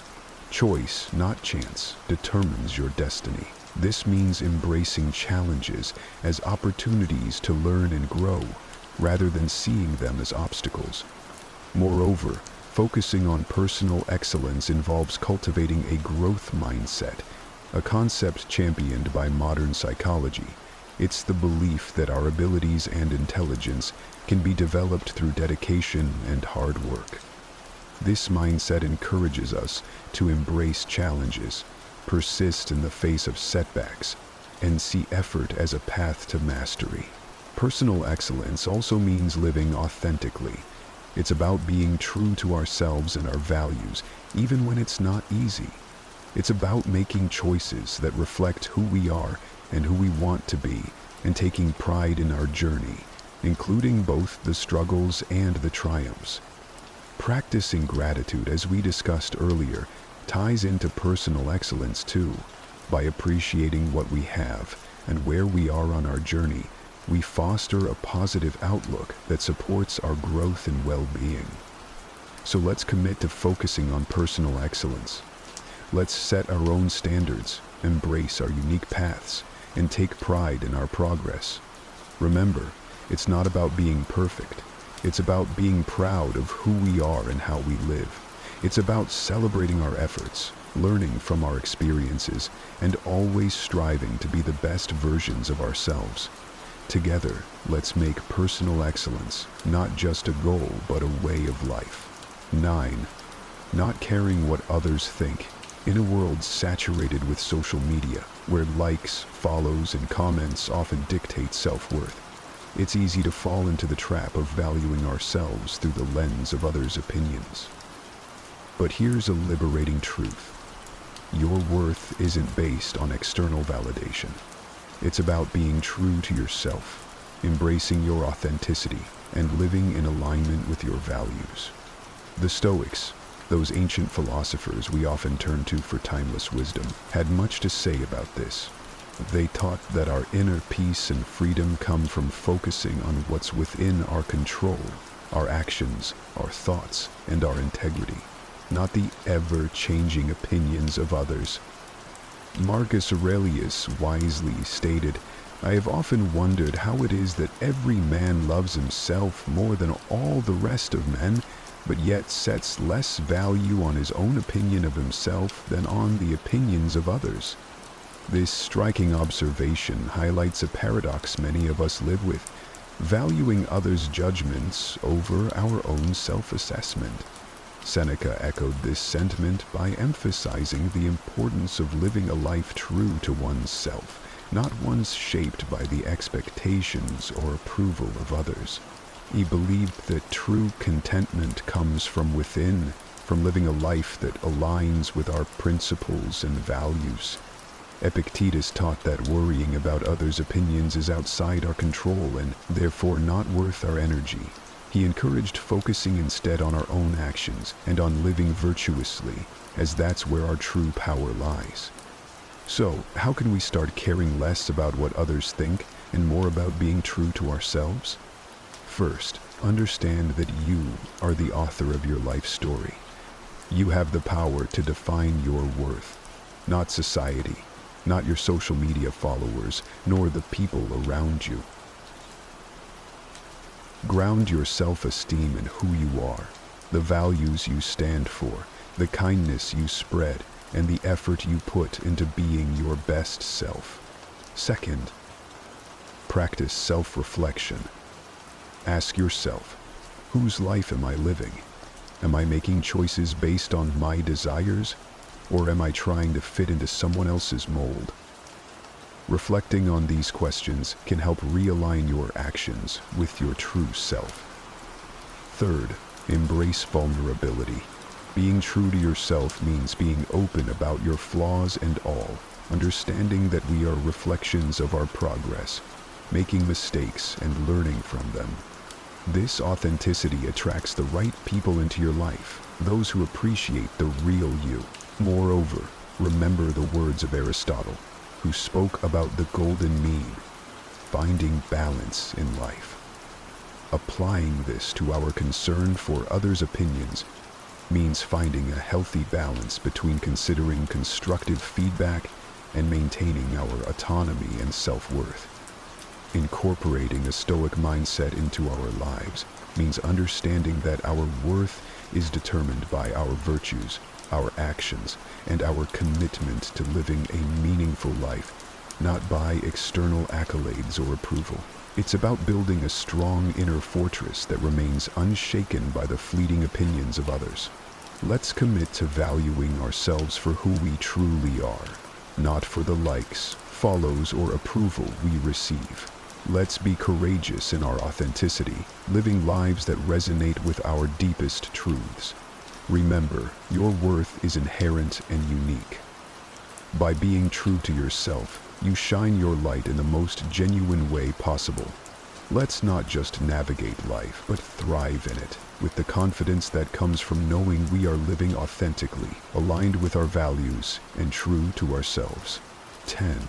Accepting change. Here's the thing, accepting change is not just necessary, it's vital for our growth and happiness. The reality is, the only constant in life is change. Learning to go with the flow and embrace life's inevitable shifts makes navigating them less scary and more of an adventure. The Stoics had an incredibly healthy perspective on change. They saw it as a natural part of the universe's rhythm. Marcus Aurelius said, "Accept whatever comes to you, woven in the pattern of your destiny, for what could more aptly fit your needs?" This profound acceptance of change as part of life's fabric helps us understand that each change, whether we perceive it as good or bad, has its place in our story. Seneca taught that becoming too attached to our current circumstances can lead to disappointment because inevitably those circumstances will change. He advised us to be flexible and to understand that change is not just a part of life, but a necessary component of our personal development and happiness. Epictetus encouraged us to distinguish between what we can control and what we can't. While we can't control our attitudes towards them, this mindset is incredibly empowering when it comes to dealing with change. It's about focusing on our responses, finding opportunities for growth within the change, and moving forward with resilience. But how can we become more accepting of change? First, by acknowledging that change is inevitable. It's the natural order of things.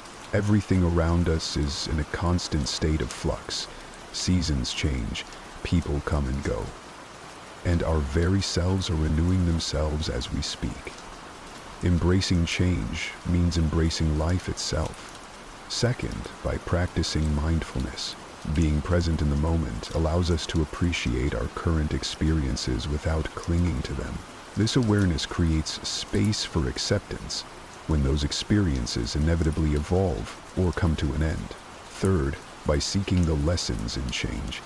Every shift in our lives, no matter how challenging, comes with opportunities to learn and grow. Instead of asking, "Why is this happening to me?" we can ask, "What can I learn from this?" This shift in perspective can turn the challenges of change into stepping stones for personal development. Aristotle spoke about the importance of pursuing a virtuous life as the key to happiness. A part of virtue is adaptability, the ability to navigate life's changes with grace and wisdom. It's about finding balance and harmony within the flux of life. Modern psychology supports this Stoic approach to change. Viewing change as an opportunity rather than a threat can significantly reduce stress and anxiety levels. It enhances our resilience, making us better equipped to handle whatever life throws our way. Let's remind ourselves that change is not just something to endure, but to welcome as a natural, enriching part of our journey. By accepting change, we open ourselves to new experiences, growth, and the beautiful unfolding of our unique paths in life. Remember, going with the flow isn't about passivity. It's about actively engaging with life in its full dynamic complexity. Let's navigate the currents of change with courage, grace, and a heart open to the endless possibilities that change brings. 11. Practicing compassion and empathy. Despite our differences, we're all in this together, navigating the complex journey of life.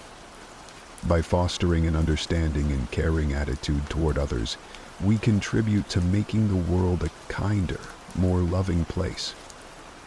The Stoics, those ancient philosophers who continue to enlighten us with their timeless wisdom, placed great importance on the virtues of compassion and empathy.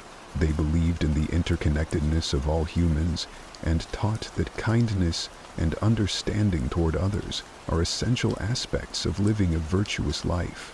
Marcus Aurelius, for instance, reminded us that human beings are social creatures by nature, meant to live in harmony and cooperation with one another. He said, "What brings no benefit to the hive brings none to the bee." This beautifully illustrates the idea that our well-being is intrinsically linked to the well-being of others. Seneca emphasized the importance of treating others with kindness and generosity. He argued that compassion is a natural human instinct, and that by helping others, we also help ourselves. In his writings, Seneca encourages us to extend our empathy, even to those who have wronged us, understanding that they too are acting out of their own struggles and limitations. Epictetus taught that we should strive to understand others' perspectives, recognizing that everyone has their reasons for their actions. This doesn't mean condoning harmful behavior, but rather approaching others with a mindset of empathy, seeking to understand their experiences and viewpoints. But how can we practice compassion and empathy in our daily lives? It starts with listening, truly listening, to the stories, experiences, and feelings of those around us. It's about putting ourselves in their shoes, imagining their struggles, their joys, their fears, and their hopes. This act of understanding can bridge the gap between us, fostering a sense of connection and shared humanity. Another way to cultivate compassion and empathy is through acts of kindness, no matter how small. A smile, a kind word, a listening ear, these can all make a significant difference in someone's day. By being present and attentive to others, we signal that they matter, that their feelings and experiences are valid and important. Practicing compassion and empathy also means being there for others in times of need, offering support and understanding without judgment. It's about recognizing the value and dignity of every person, regardless of our differences. The ancient philosopher Aristotle spoke about the importance of friendship and the role of empathy in building strong, meaningful relationships. He believed that true friends not only share in each other's joys, but also in their sorrows, supporting each other with empathy and understanding. Modern psychology supports the Stoic emphasis on compassion and empathy, showing that these virtues not only enhance our relationships, but also our own emotional well-being. By caring for others, we foster a sense of belonging, purpose, and happiness in our own lives. Let's remind ourselves that behind every face is a story. Behind every action is a reason. By understanding and caring for each other, we make the world a kinder, gentler place. In doing so, we not only enrich the lives of those around us, but also find deeper fulfillment and joy in our own lives. Together, let's spread kindness like confetti, creating ripples of compassion that transform the world, one act of empathy at a time. 12. Reflecting and reviewing regularly. This is about taking a pause, a real, meaningful pause, to look back on our actions, our thoughts, and the paths we've tread. It's about growth, introspection, and aligning our lives with our deepest values. In a world that's always rushing forward, this practice is our anchor, ensuring we're not just being swept away, but are sailing in the direction that's true to us. The Stoics, with their profound insights into human nature, placed immense value on the practice of reflection. Marcus Aurelius, in his personal writings, which we now treasure as meditations, offered a model of this practice. He didn't just rule an empire, he took the time to examine his life, his decisions, and his moral compass through writing.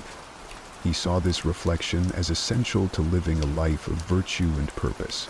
The happiness of your life depends upon the quality of your thoughts, he wrote, reminding us that our internal dialogue shapes our external reality. Seneca recommended regular self-assessment as a way to foster self-improvement and wisdom. He likened life to a play, suggesting that we periodically review our roles and performances. Are we acting in harmony with the character we wish to embody? Are our actions reflective of the script we value?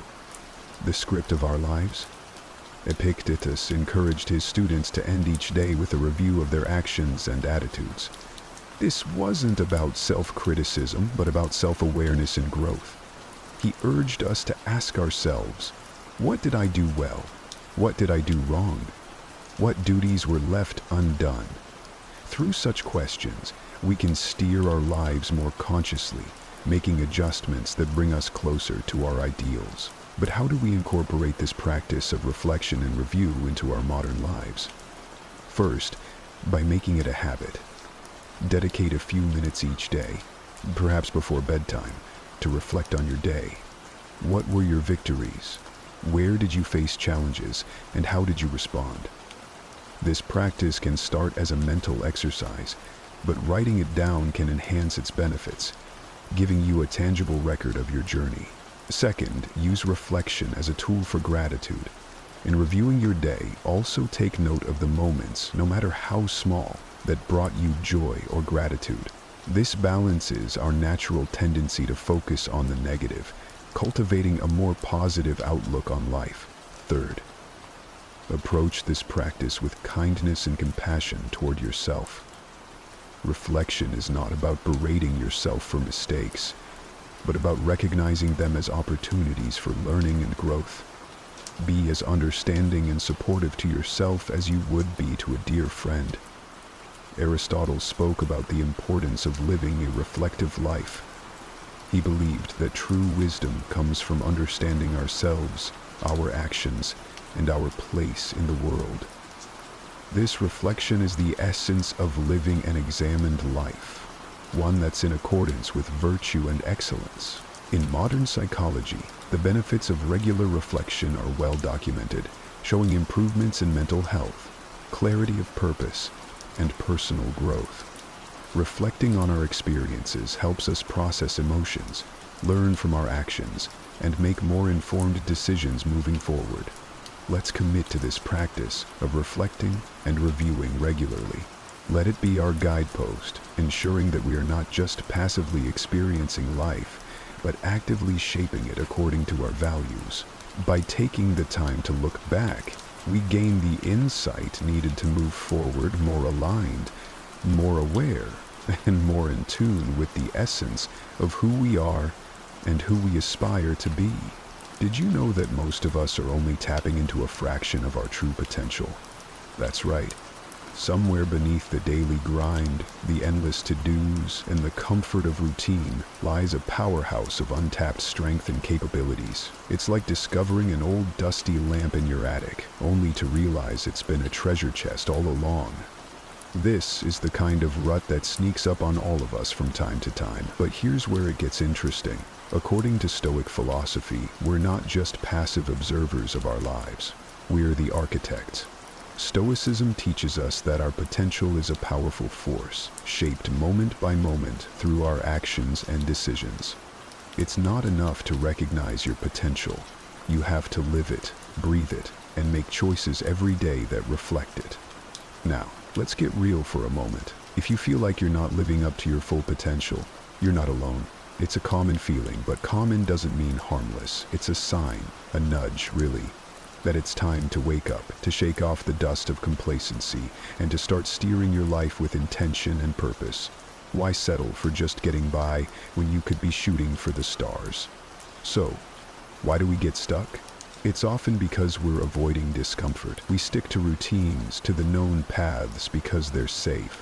But Stoicism invites us to look beyond comfort, to see the growth that comes from challenge, from pushing beyond our limits. It's about being proactive, about facing life head-on with courage and resilience. This isn't just about surviving, it's about thriving. Think about this. Every day, you have a choice. You can continue to live as you are, or you can take a step, however small, towards something greater. It's not about massive leaps or overnight success. It's about gradual, consistent effort. And yes, it's tough. Yes, it's uncomfortable, but isn't a bit of discomfort worth it if it means realizing your true potential? That's what we're diving into today. How to step out of the shadow of mediocrity and into the light of your greatest potential. How to live not just any life, but a life filled with purpose, achievement, and true fulfillment.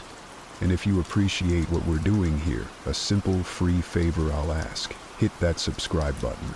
Let's explore how to make every day a testament to what you are truly capable of achieving. No more excuses, no more waiting for the perfect moment. It starts now. Let's talk about a trap so many of us fall into without even realizing it. Mediocrity. It's a silent, creeping fog that envelops life so gradually you might not notice until you're completely engulfed. It's settling for good enough instead of pushing for great. And it's not about shaming ourselves or others for not being overachievers. It's about recognizing when we're holding back from our true potential. You see, mediocrity isn't just about lack of achievement or settling into the lower tiers of your abilities. It's more insidious. It shows up in the excuses we make for why we can't move forward, in the procrastination of tasks that could lead to improvement, and in the comfort zone that keeps us from stepping into challenges. It's the, I'll start Monday, or I'm just not good at this. It's these small, seemingly benign thoughts and actions that cement a mediocre life. The Stoics, however, had a powerful antidote to this plight. They believed in living according to virtue and reason, striving to reach a state of moral and philosophical self-mastery that transcends the ordinary. For them, the pursuit of a virtuous life was the pursuit of the best version of oneself. They challenged themselves to turn obstacles into opportunities and regarded every hardship as a chance to practice virtues like courage, temperance, justice, and wisdom. Incorporating this Stoic mindset can shift how we perceive and tackle mediocrity. It's about asking yourself, am I acting out of habit or choice? Is this truly all I am capable of, or am I capable of more? These questions aren't meant to criticize, but to awaken. They're prompts that push us to reflect and then act with more intention. When we live stoically, we live deliberately. We make choices that are not just easy or convenient, but that are aligned with our greatest good and our most authentic selves. So, how do we break free from the rut of mediocrity? It starts with awareness.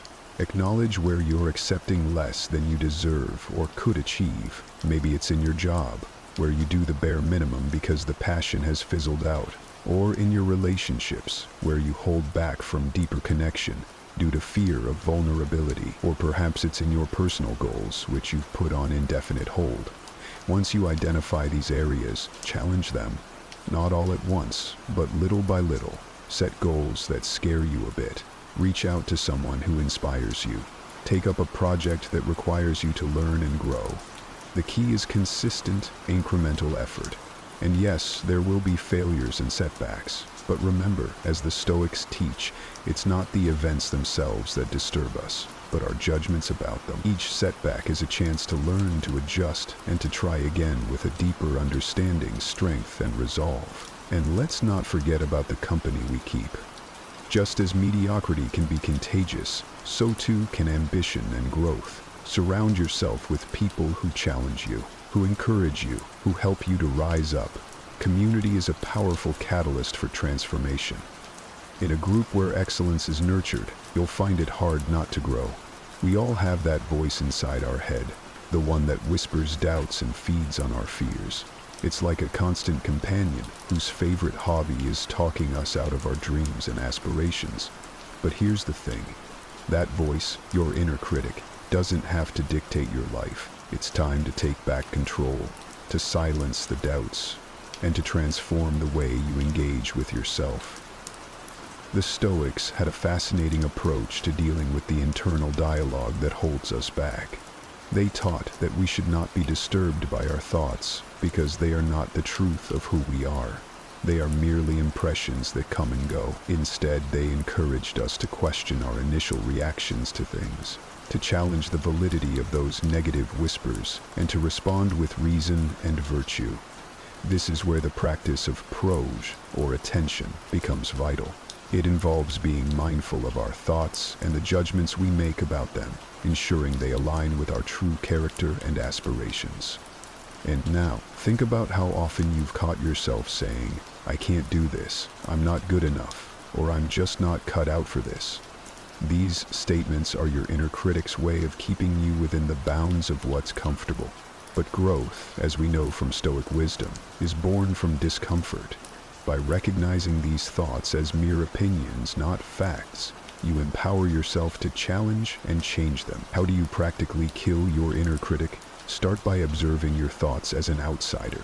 When a negative thought arises, pause and reflect. Is this thought helpful? Does it align with my goals? Is it a rational response or an emotional one steeped in fear? This practice, inspired by the Stoic exercise of reflection, allows you to detach from harmful self-criticism and respond with a more rational, compassionate perspective. Let's also talk about the power of counter-narratives. For every critical thought that arises, actively construct a positive counterpart. If your mind says you're going to fail, counter it with, "I have prepared as best as I can, and I will learn from whatever comes." This isn't about sugarcoating reality.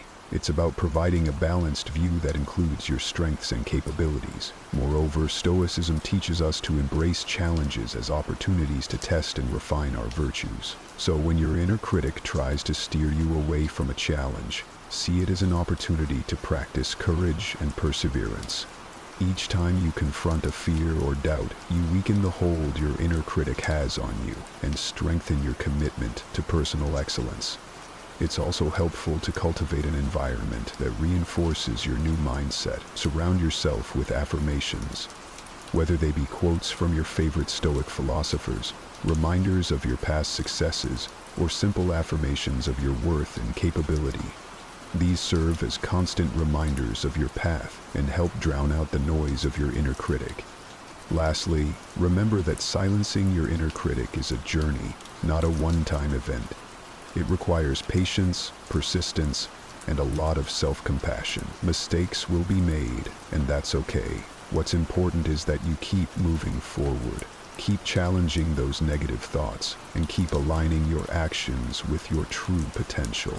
Stepping out of your comfort zone might sound like a cliche plastered over countless motivational posters and self-help books, but there's profound truth hidden in those words, especially when viewed through the lens of Stoicism. The Stoics weren't just philosophers, they were practitioners of life, and they believed deeply in the value of testing one's spirit against the friction of the world. It's in the struggle, they argued, that we find our true strength. Let's break down what this means in everyday terms. Discomfort isn't just about physical strain or emotional stress. It's about confronting the parts of life that you instinctively want to avoid. It could be as simple as waking up an hour earlier to meditate or exercise, or as challenging as speaking up in a meeting when you'd rather blend into the background. These moments of discomfort are actually opportunities, golden tickets to the kind of personal growth that creates lasting change. When you deliberately choose discomfort, you're doing something quite revolutionary. You're saying to yourself and the world that you're not content to remain stagnant. You're echoing the Stoic practice of voluntary discomfort, where you might choose to wear simpler clothes, eat simpler food, or expose yourself to the cold, not as a punishment, but as a way to remind yourself that you can handle less than optimal conditions, and thus you are stronger than you think. The beauty of embracing discomfort in this controlled way is that it prepares you for life's unpredictable challenges. Think about it. If you make it a habit to push your boundaries in small, everyday ways, you're building up a resilience that's akin to a muscle. Then, when life throws something truly difficult your way, a job loss, a tough diagnosis, a personal setback, you're better equipped to handle it. You're not easily knocked down because you've practiced standing up again and again. Moreover, Stoicism teaches that our character is shaped not by our thoughts alone, but by our repeated actions. Each time you choose to step into discomfort, you're sculpting a version of yourself that's a bit tougher, a bit braver, a bit wiser. And over time, these qualities accumulate, crafting a persona that not only survives challenges, but thrives through them. To start integrating this practice into your life, begin with something small. Identify one thing that you've been avoiding because it feels uncomfortable or challenging. Set a goal to tackle it this week. Maybe it's initiating a difficult conversation you've been putting off, or committing to a public speaking engagement despite your fear of crowds. Notice the resistance that comes up, the excuses, the justifications, and gently remind yourself of your ability to endure and adapt. As you do this, it's crucial to maintain a mindset of curiosity and non-judgment. Observe how you feel before, during, and after the experience. What did you learn? How did your perception of the challenge change? How did your perception of yourself change? These reflections are invaluable, as they help solidify the lessons learned from each experience of discomfort. Remember, embracing discomfort is not about tormenting yourself or seeking out pain for pain's sake. It's about expanding your boundaries, one small step at a time, in ways that enhance your life and deepen your character. It's about living in accordance with Stoic principles that value growth and resilience over comfort and ease. This approach doesn't just prepare you for life's challenges, it transforms them into the very experiences that shape a bold, capable, and virtuous life. One of the most powerful tools in your personal development arsenal is accountability. It's like having a workout buddy for your goals. You know the feeling. When someone else is counting on you, you're way less likely to hit snooze or skip out. But here's the twist. In the journey toward living your best life, you're not just accountable to others, you're primarily accountable to yourself. And that's where the real growth happens. In Stoicism, there's a heavy emphasis on personal responsibility and self-discipline. The Stoics believe that our character and our lives are the results of our choices. They teach us to own these choices and to face the consequences with courage and integrity. This sense of responsibility toward oneself is fundamental because it underpins everything. From your daily routines to your life's ambitions, let's talk about how you can enhance your sense of accountability. It starts with making your goals visible. Write them down, not in a private journal tucked away in a drawer, but somewhere you can see them every day. It could be a big whiteboard in your room, a note on your fridge, or even a digital reminder that pops up on your phone. Visibility reminds you of your commitments and helps keep them at the forefront of your mind. Next, integrate regular check-ins on your progress. This could be a weekly review where you sit down and ask yourself some hard questions. What did I accomplish this week? Where did I fall short? What can I do differently moving forward? These sessions aren't about beating yourself up for missed targets or lapses. Instead, they're opportunities for honest, constructive self-reflection, a practice deeply rooted in Stoic philosophy. The Stoics were all about self-examination and learning from every action and outcome. Sharing your goals with someone else can also magnify your commitment. Choose a friend, a family member, or even a mentor. Someone who will not just cheer for you but will also call you out when you're off track. This creates a layer of external accountability, which can be incredibly motivating. It's about creating a social contract where you feel a sense of duty not to let the other person down, which in turn strengthens your resolve to meet your own expectations. In addition to involving others, there's a Stoic method that can be particularly effective: envisioning the ideal version of yourself. Seneca, one of the prominent Stoic philosophers, encouraged frequent contemplation of one's highest potential. By regularly imagining yourself as the person you aspire to become, you create a mental benchmark for your actions. Ask yourself regularly, is what I'm doing right now aligning with the virtues of the person I strive to be? This mental modeling acts as a North Star, guiding your daily choices and efforts. Let's not underestimate the power of setting up a system that rewards your progress. The rewards don't have to be extravagant. They just need to acknowledge your efforts and successes. This could be as simple as treating yourself to a favorite meal, taking a day off to relax, or buying that small thing you've been eyeing for a while. Rewards reinforce positive behavior and make the journey enjoyable, which is essential because, let's face it, the path to self-improvement can be tough and demanding. It's often said that you're the average of the 5 people you spend the most time with. This saying has more truth to it than you might realize at first glance. The people around us have a profound impact on our thoughts, behaviors, and ultimately, our success. But it's not just about success in the conventional sense. It's about growing as a person, cultivating wisdom, and building a life that's rich in character and satisfaction. Stoic philosophy places a strong emphasis on community and relationships because the Stoics understood that humans are inherently social creatures.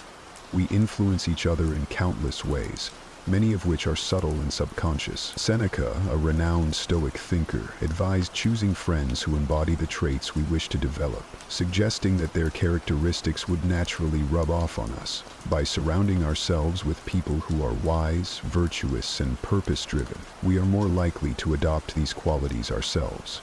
Think about the people you spend most of your time with.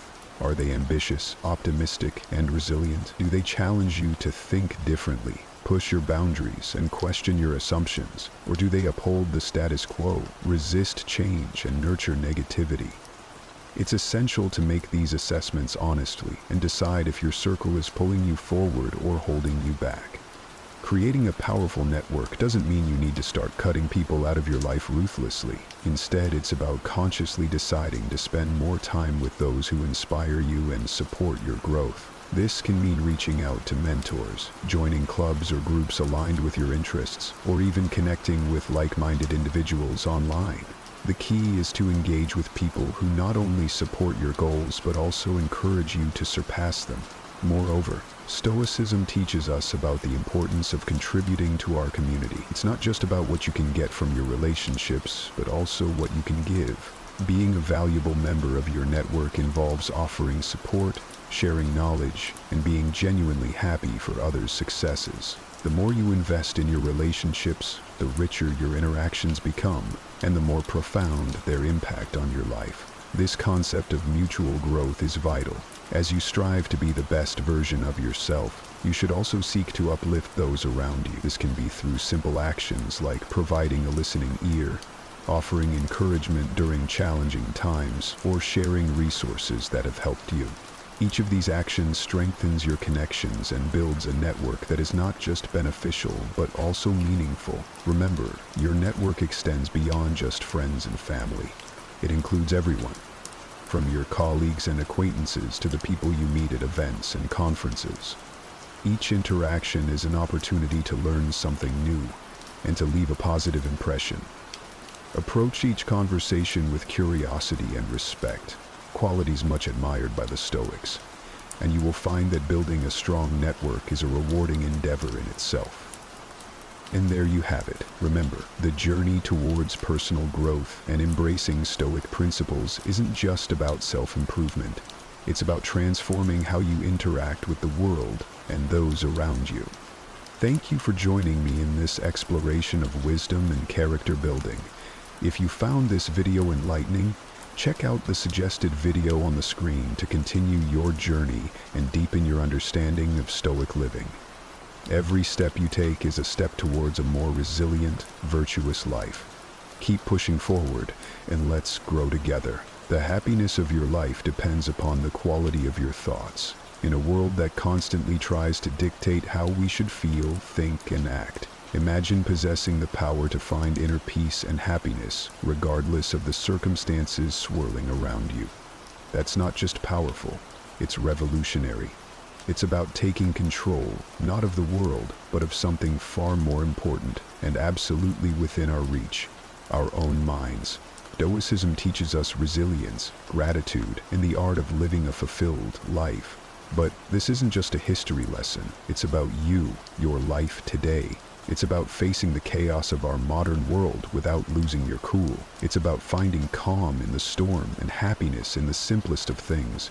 It's about transforming your mornings from something you dread into a powerful launchpad for a day filled with purpose and joy. So, if you've ever felt overwhelmed by the noise of life, if you've ever struggled to find a moment's peace, or if you're just curious about how ancient wisdom can be your secret weapon in the 21st century, stick around. This might just be the video that changes everything for you. Let's dive into the Stoic strategies that can help us craft not just a morning routine, but a life filled with intention, resilience, and true happiness. I implore you to give your full attention to this video from start to finish. If you've made it here, you're not like everyone else. You're a standout, someone who seeks depth and wisdom. Your dedication to absorbing this content in full sets you apart even further. This might sound like a fancy term, but it's actually a beautifully simple concept that comes from Japan. It's about discovering that sweet spot where your passions, skills, societal needs, and what you can be paid for all intersect. It's your unique reason for being. Imagine waking up each morning fueled by a clear purpose that excites you, something that makes the thought of hitting snooze irrelevant. Marcus Aurelius wasn't just about enduring life's hardships with a stiff upper lip.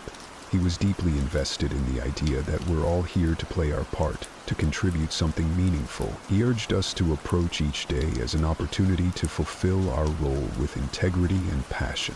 Now, think about that in the context of Ikigai. It's not just about finding what you love.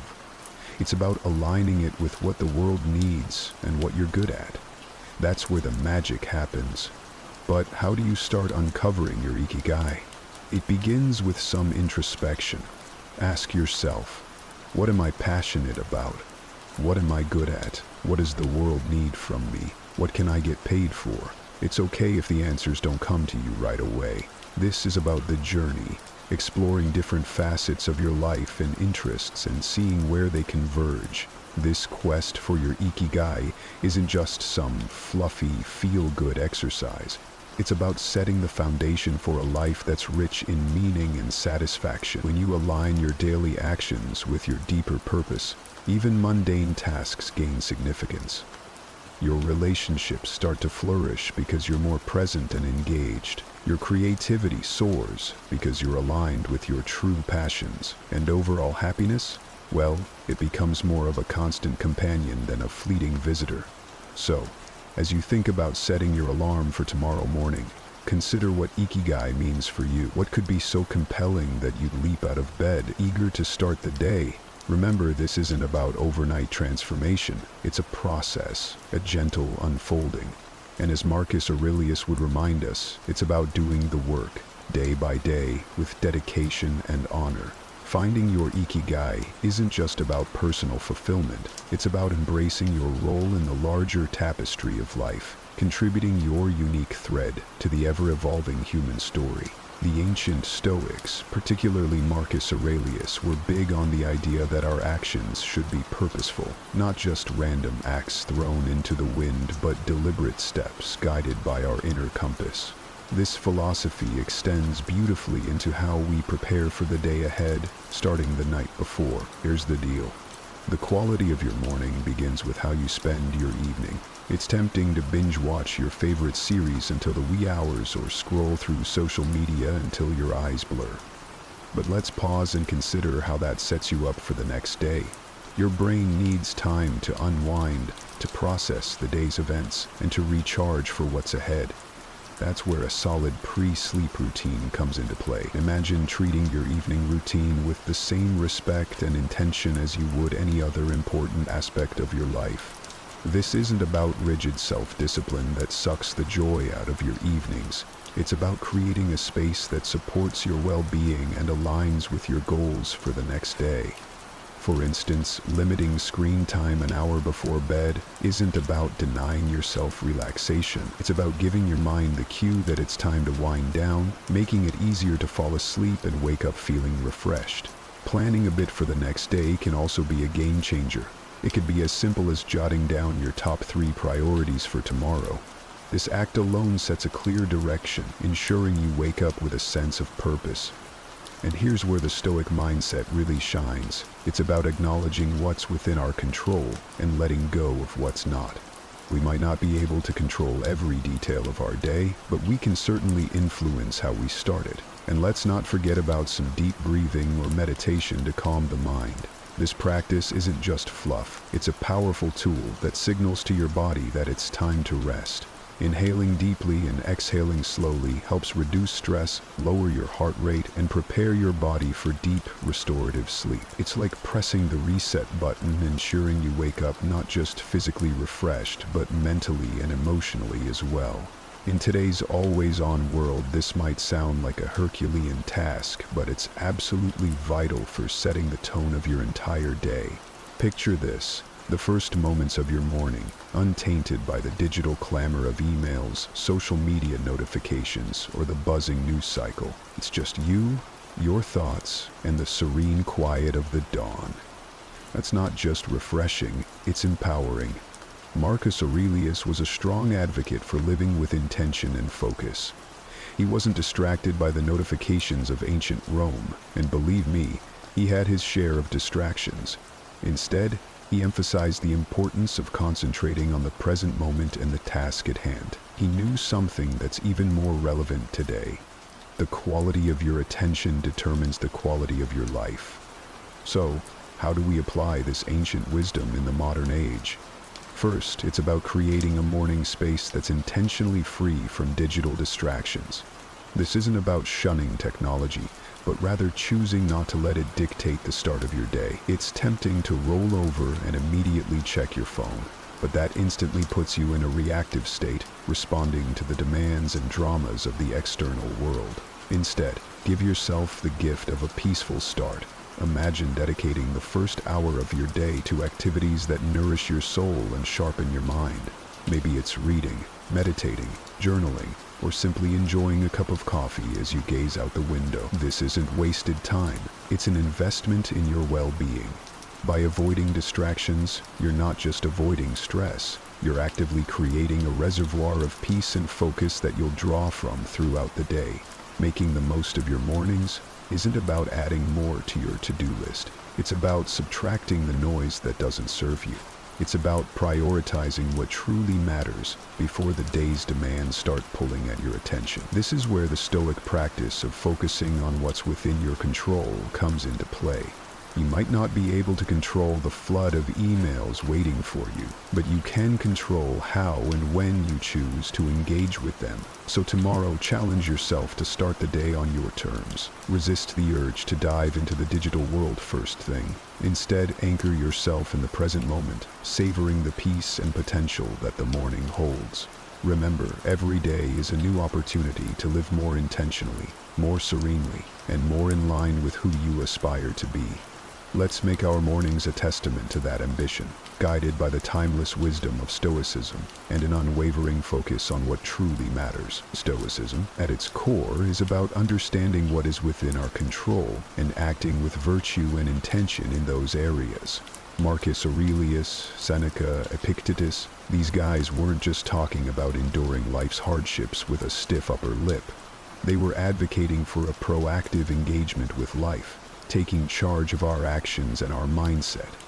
Waking up consistently is a practice that embodies this philosophy. It's a declaration that we are in control of how we start our day, that we are not at the mercy of whims or external pressures. Building a life, as Stoicism suggests, step by step, with contentment in each action, is a powerful concept. It reminds us that big changes start with small, consistent actions.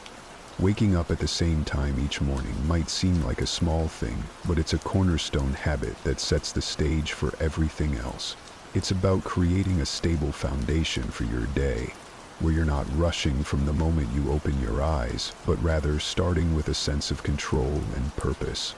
But here's the thing, consistency is challenging. It's supposed to be. The early days of trying to wake up at the same time each morning can feel like an uphill battle. Your bed feels more comfortable than ever, and the temptation to hit snooze just one more time can feel irresistible. This is where the Stoic practice of perseverance comes in. It's about reminding yourself why you're doing this, about the person you're becoming through this discipline. It's about seeing beyond the immediate comfort and focusing on the long-term benefits this habit will bring into your life. Becoming a morning person, then, is not just about the mornings themselves. It's about embodying the qualities that make you resilient, focused, and intentional throughout your day. It's a practice in self-mastery, in aligning your actions with your values, and in cultivating the kind of life you want to live, one morning at a time. So how do we make consistency our ally? Start by setting a clear intention the night before. Remind yourself why waking up at a specific time is important to you. Is it to have more quiet time in the morning for reading or meditation? Is it to exercise, or simply to start your day in a more relaxed and controlled manner? Then create an environment that supports this habit. Maybe it's going to bed a bit earlier to ensure you get enough sleep, or keeping your curtains slightly open to let the natural light wake you up gently. And when it gets tough, remember the Stoic belief in the power of our own will, and the importance of acting according to our principles. Each morning that you wake up at your chosen time, you're not just starting your day, you're reinforcing a commitment to yourself, to your growth, and to living a life of intention and purpose. Amidst all this talk of discipline, consistency, and waking up with the sun, it's paramount to remember one thing: we're human. And being human means we're beautifully complex creatures with brains that often prefer the path of least resistance, the instant gratification route. This is precisely why embarking on new habits like transforming our mornings can initially feel like an uphill battle. Yet, there's something incredibly freeing in acknowledging this fact. It's not a flaw, it's just part of the human experience. Now, let's channel some Stoicism into this concept. Stoicism teaches us the importance of self-compassion and understanding alongside its calls for discipline and resilience. Marcus Aurelius, in his personal writings, often reminded himself to be patient and forgiving with his own shortcomings. He knew that berating oneself for every slip-up was not the path to growth. Instead, he advocated for recognizing our errors, learning from them, and then letting them go. This approach is crucial when we're trying to cultivate new morning routines, or any habit, for that matter. Those first few days, or even weeks, can be tough. Your alarm goes off and every fiber of your being wants to stay cocooned in the warmth of your bed. And let's be honest, there will be days when you'll give in to that desire. That's okay. The key is what you do next. Do you beat yourself up, spiraling into a cycle of guilt and self-criticism? Or do you take a breath, forgive yourself, and see the next morning as a fresh opportunity to try again? Forgiveness and patience with ourselves are not signs of weakness. They're indicators of strength and wisdom. They mean we're in it for the long haul, ready to navigate the ups and downs with grace. This Stoic practice of self-compassion is about understanding our nature, working with it, and gently nudging ourselves toward the habits and life we aspire to. Moreover, taking it easy isn't about making excuses or allowing ourselves to perpetually fall short of our goals. It's about recognizing that growth is a process filled with learning curves and setbacks. It's about understanding that each new day brings with it a new set of challenges and opportunities. And it's in this daily renewal that we find our strength and resilience. So, as you work on embracing those early mornings, or any new habit, remember to take it easy on yourself. Celebrate the small victories, learn from the setbacks, and approach each day with a heart ready to try again. This isn't just about becoming a morning person. It's about cultivating a mindset that's prepared to face life's challenges with a blend of determination and kindness. Consider the simple act of placing your alarm clock across the room. It's not just about making it physically harder to snooze. It's a statement. It's a commitment to start the day on your terms, to rise despite the comfort of the bed's embrace. It's a small act of defense against the inertia of sleep and comfort, a step toward embracing the day with intention. Similarly, making your bed each morning might feel like a trivial task, especially when you're the only one who'll see it. Yet it's so much more than smoothing sheets and fluffing pillows. It's an exercise in care, in telling yourself that your environment and how you engage with it matters. It's about creating a space that reflects the order and respect you're cultivating within yourself. These small victories, as Marcus Aurelius would likely argue, are the building blocks of a disciplined life. They're the everyday choices that, while easy to overlook, cumulatively mold our character. Each time you choose to do these little things, you're casting a vote for the type of person you want to be. You're choosing to be someone who values discipline, order, and respect for oneself and one's environment. But why focus on these small acts? Because they're within everyone's reach. Not all of us can control the major events in our lives, the upheavals, the unexpected turns, but we can control how we respond to the start of each day, how we treat our immediate surroundings, and how we prime ourselves for whatever lies ahead. This is Stoicism in action, focusing on what's in our power to control and letting go of what isn't. Moreover, these practices aren't just about building discipline for discipline's sake. They're about cultivating a mindset that's prepared for life's bigger challenges. If you can commit to these small acts of discipline, you're training yourself to uphold your commitments in more significant areas. You're sharpening your ability to follow through, to remain steady in the face of adversity, and to approach life with a calm, collected demeanor, qualities that define the Stoic ideal. So, as you consider the role of discipline in your life, start small. Look for those everyday opportunities to practice self-control and order. Remember, it's in these moments, in the quiet of the morning, when you decide to rise and face the day with intention, that your character is forged. These practices are not just chores or tasks. They're rituals, imbuing your day with purpose and your life with a sense of direction and meaning. The idea here is simple yet profoundly impactful. Sharing your goals with someone who not only supports you, but also holds you accountable, can significantly amplify your chances of success. It transforms a personal journey into a shared adventure, making the path to fulfilling your morning routine and ultimately your life's purpose less daunting and more enjoyable. Think of your accountability partner as your ally in the pursuit of self-improvement. This person is there to remind you of your commitments when the warmth of your bed feels too comforting to leave in the early hours. They're there to encourage you when progress seems slow and to celebrate your victories, no matter how small. This relationship is a two-way street. It's about mutual support and encouragement, grounded in the understanding that we're all striving to be the best versions of ourselves. The Stoics, including Marcus Aurelius, Seneca, and Epictetus, often emphasize the importance of community and relationships in the development of character and virtue. They believed in the power of wisdom shared, in learning from one another, and in the strength that comes from knowing you're not alone in your struggles. Finding an accountability partner in today's world is a nod to this timeless wisdom, recognizing that while the journey towards self-discipline and purpose is personal, it need not be solitary. Moreover, an accountability partner can help you see blind spots in your routine or approach that you might miss on your own. They can offer new perspectives and insights that can catalyze your growth in unexpected ways. This partnership is about more than just checking in to see if you woke up on time or followed through on your morning meditation. It's about engaging in meaningful dialogue about what's working, what isn't, and how you can both support each other in making adjustments. So, how do you find this accountability partner? Look for someone who shares your commitment to growth and self-improvement. This could be a friend, a family member, or even a colleague. The key is to choose someone you trust.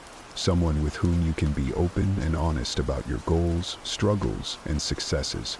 Once you've found that person, be clear about what you're hoping to achieve and what kind of support you need. Set regular check-ins and be there for each other, offering encouragement, advice, and, when necessary, a gentle nudge back on track. Remember, finding an accountability partner is about more than just external motivation. It's about building a relationship that inspires and uplifts both of you. It's about creating a shared space where honesty, vulnerability, and mutual support are valued and nurtured. In this space, your morning routines and broader life goals become intertwined in a collective effort toward living a more intentional, disciplined, and fulfilling life. The Stoic practice of reflecting on mortality is a call to action, a prompt to live our lives with purpose and intention. It encourages us not to squander our time on trivialities, but to concentrate on creating a meaningful legacy. Every morning when we wake up, we're presented with a fresh opportunity to engage with life in a meaningful way, to contribute positively to the world around us, and to pursue personal growth and fulfillment. Marcus Aurelius, in his Meditations, often wrote about the fleeting nature of life, emphasizing the importance of living virtuously and making the most of the time we have. This wasn't meant to be somber. Rather, it was a liberating realization that freed him from petty concerns and allowed him to focus on his duties as emperor and as a human being striving for virtue. The idea is that by keeping the end in mind, we're more likely to live our lives with purpose and clarity, prioritizing the things and relationships that truly matter.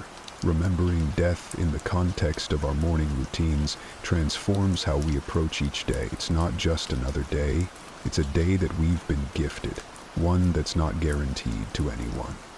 This realization can profoundly impact how we choose to spend our time, the activities we engage in, the relationships we nurture, and the legacy we strive to build. It's a reminder to live fully, to love deeply, and to leave the world a little better than we found it. Moreover, this Stoic practice helps us maintain perspective in the face of life's inevitable challenges and setbacks. When we remember that our time is limited, the daily annoyances and obstacles lose much of their power over us. We become more resilient, more focused on our long-term goals, and less likely to be derailed by temporary difficulties. It's a practice that fosters gratitude for the present moment and inspires us to make the most of it. So, how can we incorporate this Stoic principle into our daily lives? It begins with a moment of reflection each morning. Consider the day ahead as a blank canvas, an opportunity to contribute positively to your life story and to those around you. Ask yourself, if this were my last day, would I be proud of how I'm choosing to spend it? This doesn't mean living in a constant state of existential crisis, but rather cultivating a deep appreciation for the now, for the opportunity to live, learn, and love. In embracing the Stoic practice of remembering death, we're not focusing on the end, but on the present and how we choose to live each day. It's a powerful antidote to complacency and a reminder to live our lives with intention, purpose, and gratitude. So let's greet each morning with the awareness that it is a gift, an opportunity to craft a life that's rich in meaning and aligned with our deepest values. This is the essence of living stoically, making the most of our finite time in this world to create a legacy that endures. We're often told to focus on the positive, to visualize success and happiness in order to attract them into our lives. However, the Stoics, in their profound wisdom, offer a different perspective, one that's not only practical but incredibly empowering. Negative visualization isn't about pessimism. Rather, it's a tool for resilience, preparation, and ultimately, greater appreciation of the present. The essence of this practice is to periodically imagine the challenges, losses, or difficulties you might face in life. This could range from minor inconveniences, like a missed bus or a rainy day, to more significant hardships, such as the loss of a job or a loved one. The purpose isn't to dwell on these scenarios in a way that breeds fear or anxiety, but to mentally rehearse how you would cope with such situations should they arise. This process of visualization prepares you emotionally and mentally, making you less susceptible to being thrown off course by life's inevitable ups and downs. Marcus Aurelius, Seneca, and Epictetus all believed that by contemplating the temporary nature of everything outside our control, we could cultivate a deeper sense of peace and resilience. This practice encourages us to focus on what we can control, our responses, our attitudes, and our actions. Incorporating negative visualization into your morning routine can transform how you approach your day. Instead of stepping out the door, blind to the potential challenges ahead, you're mentally equipped to face them. It's like a mental training session where you strengthen your resilience muscles, so when life inevitably throws a curveball your way, you're not knocked off your feet. You've already rehearsed this moment in your mind and can draw upon your pre-visualized strategies to navigate through it. Moreover, this practice has a beautiful, somewhat paradoxical effect. It enhances our gratitude for the present moment. By imagining life without some of the things we take for granted, we come back to reality with a renewed appreciation for them. It's a reminder of how much we have to be thankful for right now, in this moment. This isn't about dwelling in fear of loss, but about using the thought of it to deepen our appreciation for the here and now. So how do we practice negative visualization in a healthy, constructive way? Start with a few moments in the morning to contemplate potential challenges of the day, or broader future possibilities. Visualize how you would ideally respond, what strengths you would draw upon, what lessons you could learn, and how you could grow from the experience. Then, let go of the visualization and proceed with your day, carrying with you a sense of preparedness and an enhanced appreciation for your current circumstances. Incorporating gratitude into our lives, especially as we end our day, can have a transformative impact on our well-being and outlook. Keeping a gratitude journal is a beautifully simple yet profoundly effective way to cultivate this sense of appreciation. It's about taking a few moments before we sleep to reflect on the day and jot down a few things we're grateful for.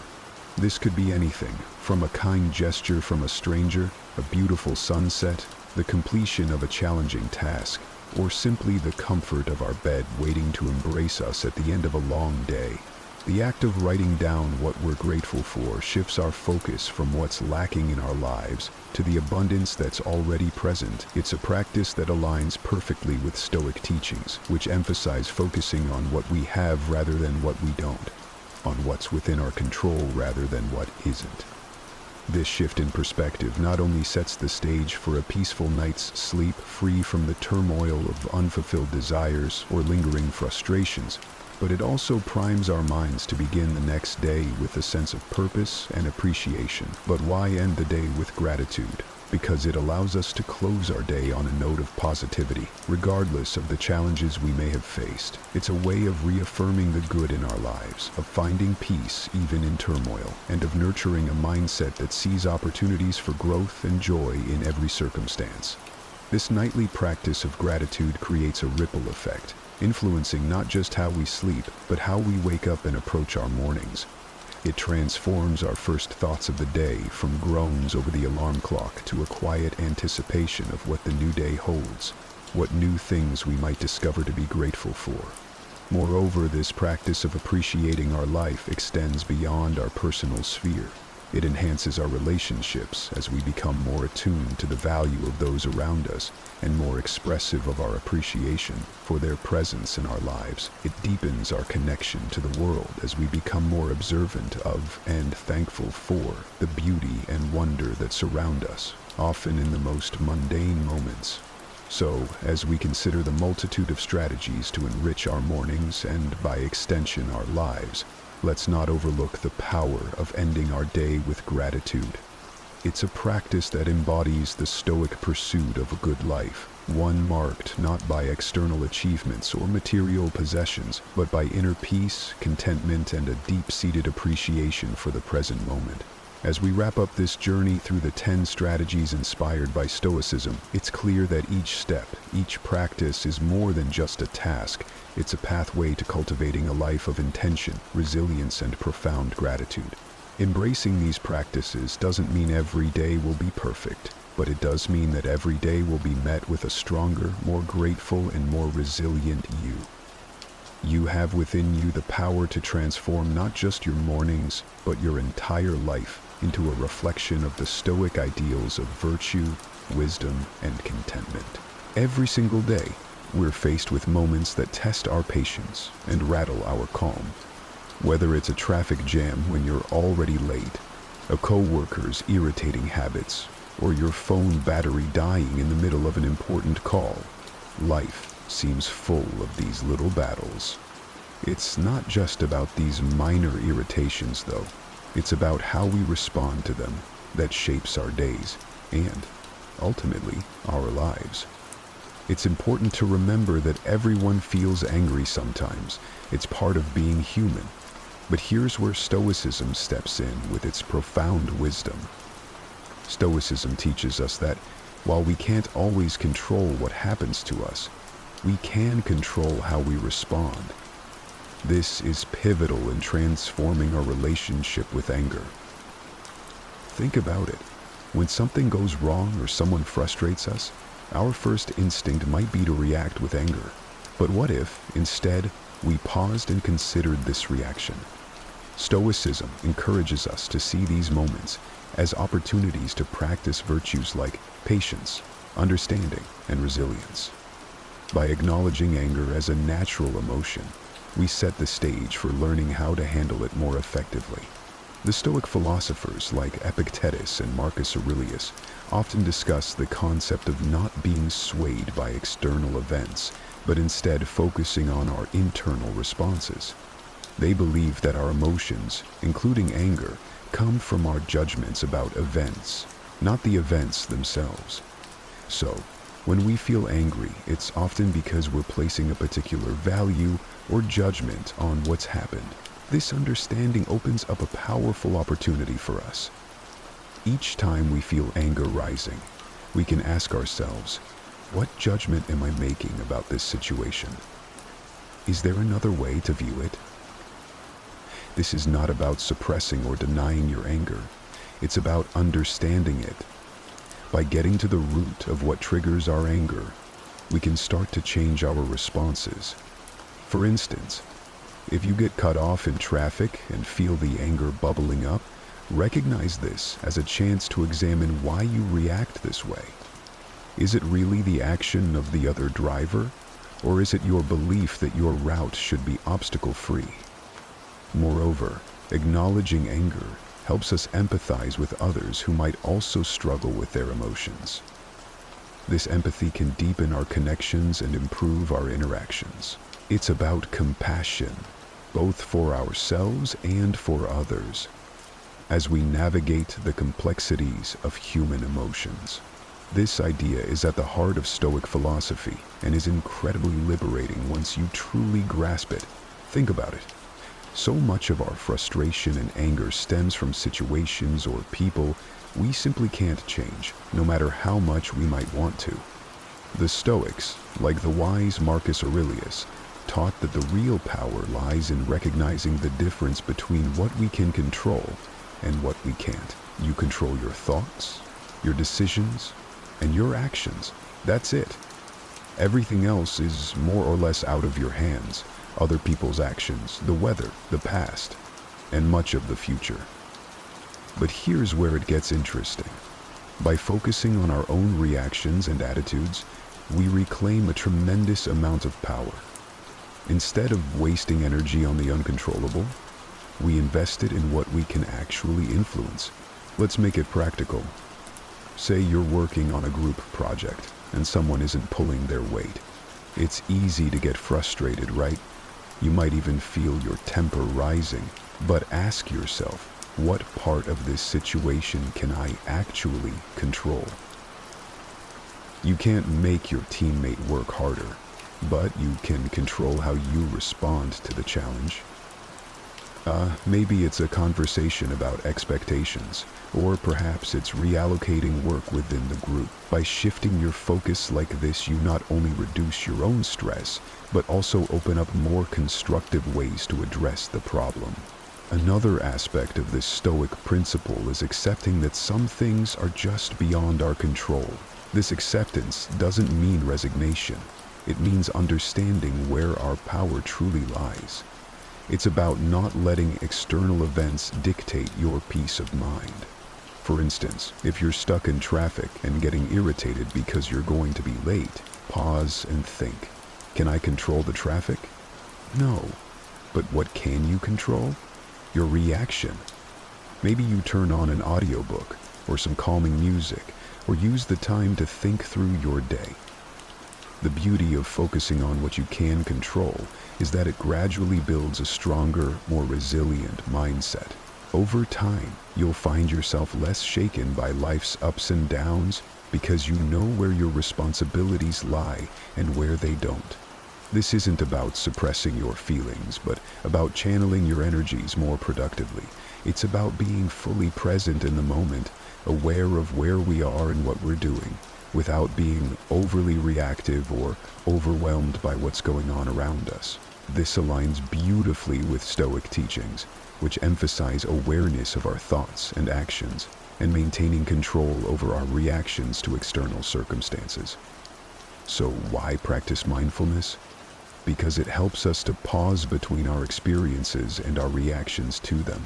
By becoming more mindful, we can choose responses that align with our values and goals instead of getting swept away by emotions. For example, when someone says something that upsets you, instead of immediately reacting or snapping back, mindfulness allows you to take a step back.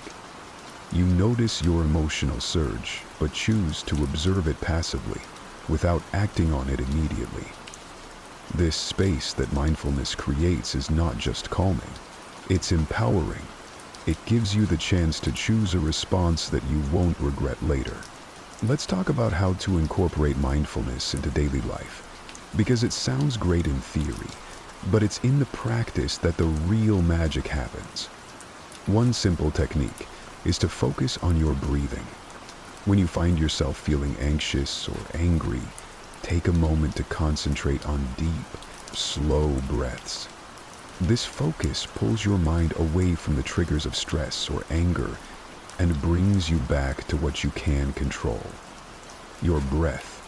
Another practical method is what I like to call mindful observation. Choose an ordinary task or moment, like drinking a cup of coffee. Focus all your senses on this experience. Notice the aroma, the heat of the cup in your hands, the taste. This practice of engaging fully with the present moment can transform an ordinary experience into a richer, more textured moment.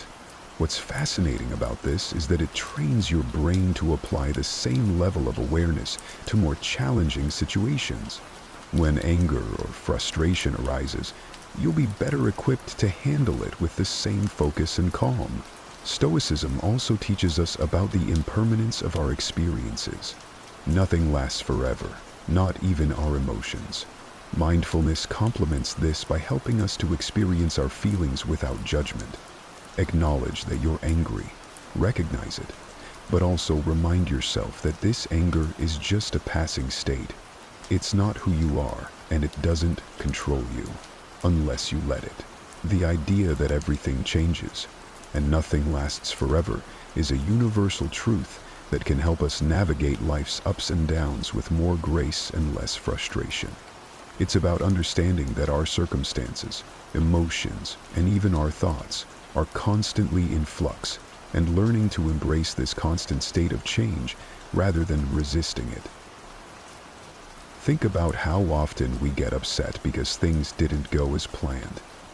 Maybe it was a job promotion that didn't come through, a relationship that ended unexpectedly, or a sudden change in our health. Our first reaction might be to resist these changes, to get angry or sad.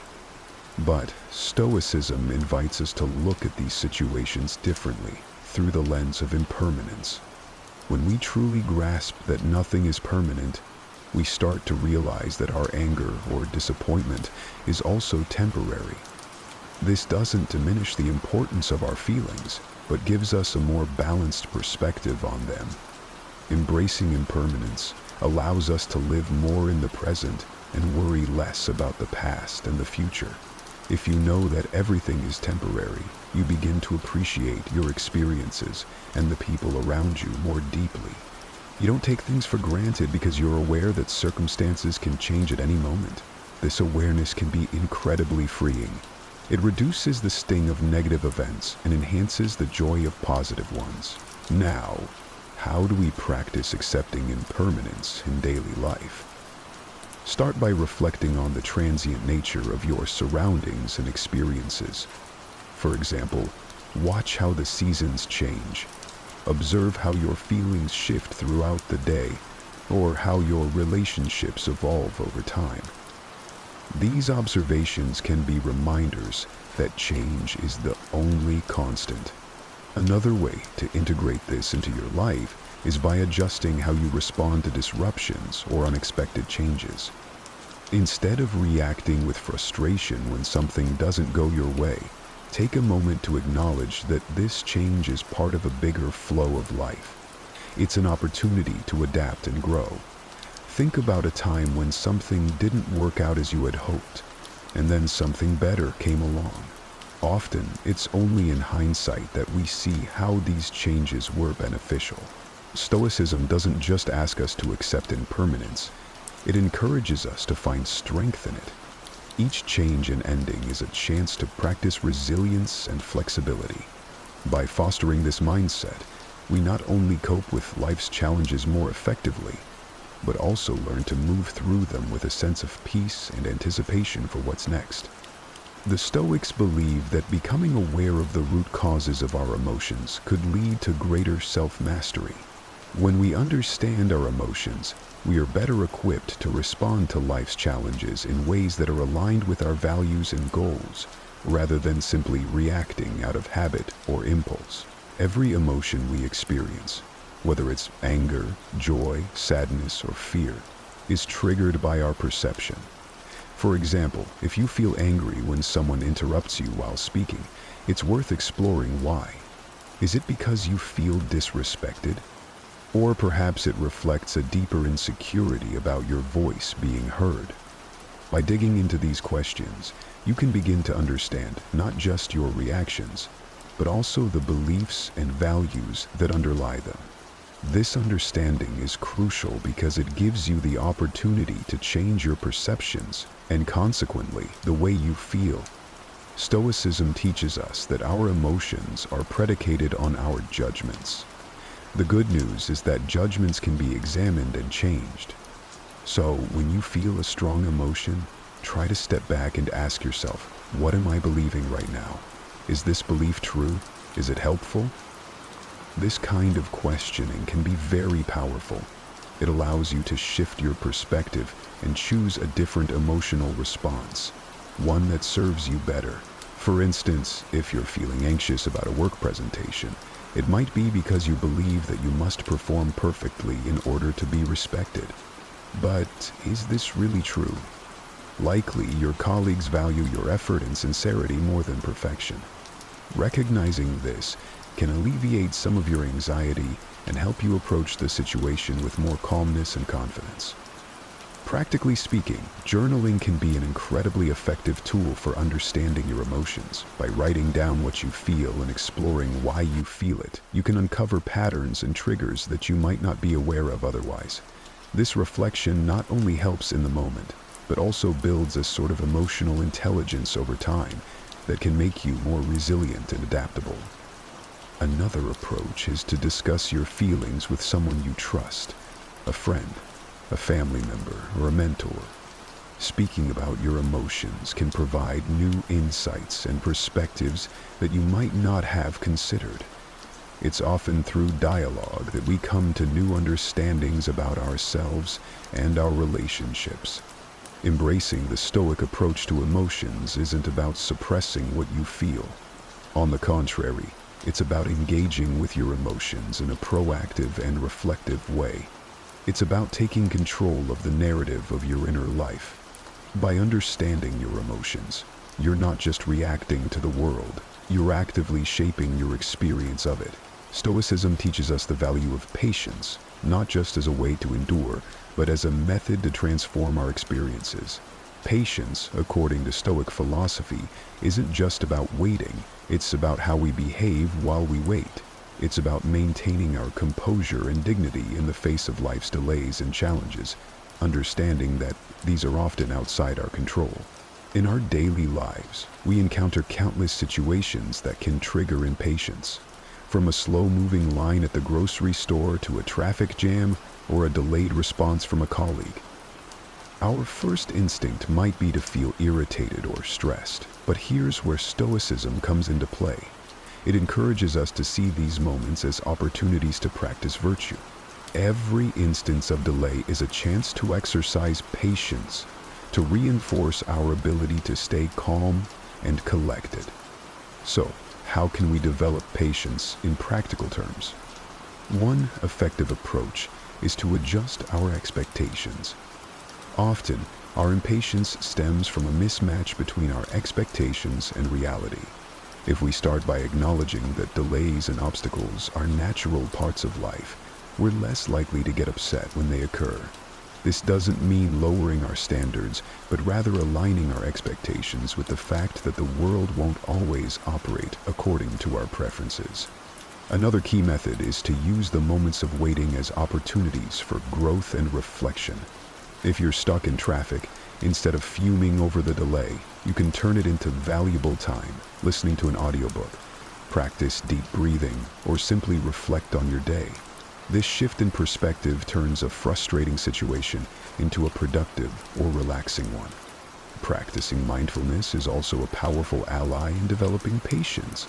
By being present in the moment and fully engaging with it, we can distance ourselves from the feelings of urgency and restlessness that often accompany waiting. Mindfulness helps us cultivate a peaceful state of mind that buffers us against the stirrings of impatience. Stoicism not only advocates for patience, but also for understanding the impermanence of our current state. Remembering that this too shall pass can help us endure unpleasant situations, whether it's waiting for a delayed flight or enduring a long recovery from an illness. The knowledge that it is temporary makes it more bearable. Finally, celebrating small victories is crucial in developing patience. When you manage to stay calm during a situation that would normally make you impatient, acknowledge and reward yourself for this achievement. This reinforces the behavior and makes it more likely to become a habit. This is one of those transformative experiences that not only changes the way we relate to others, but also profoundly affects our inner peace.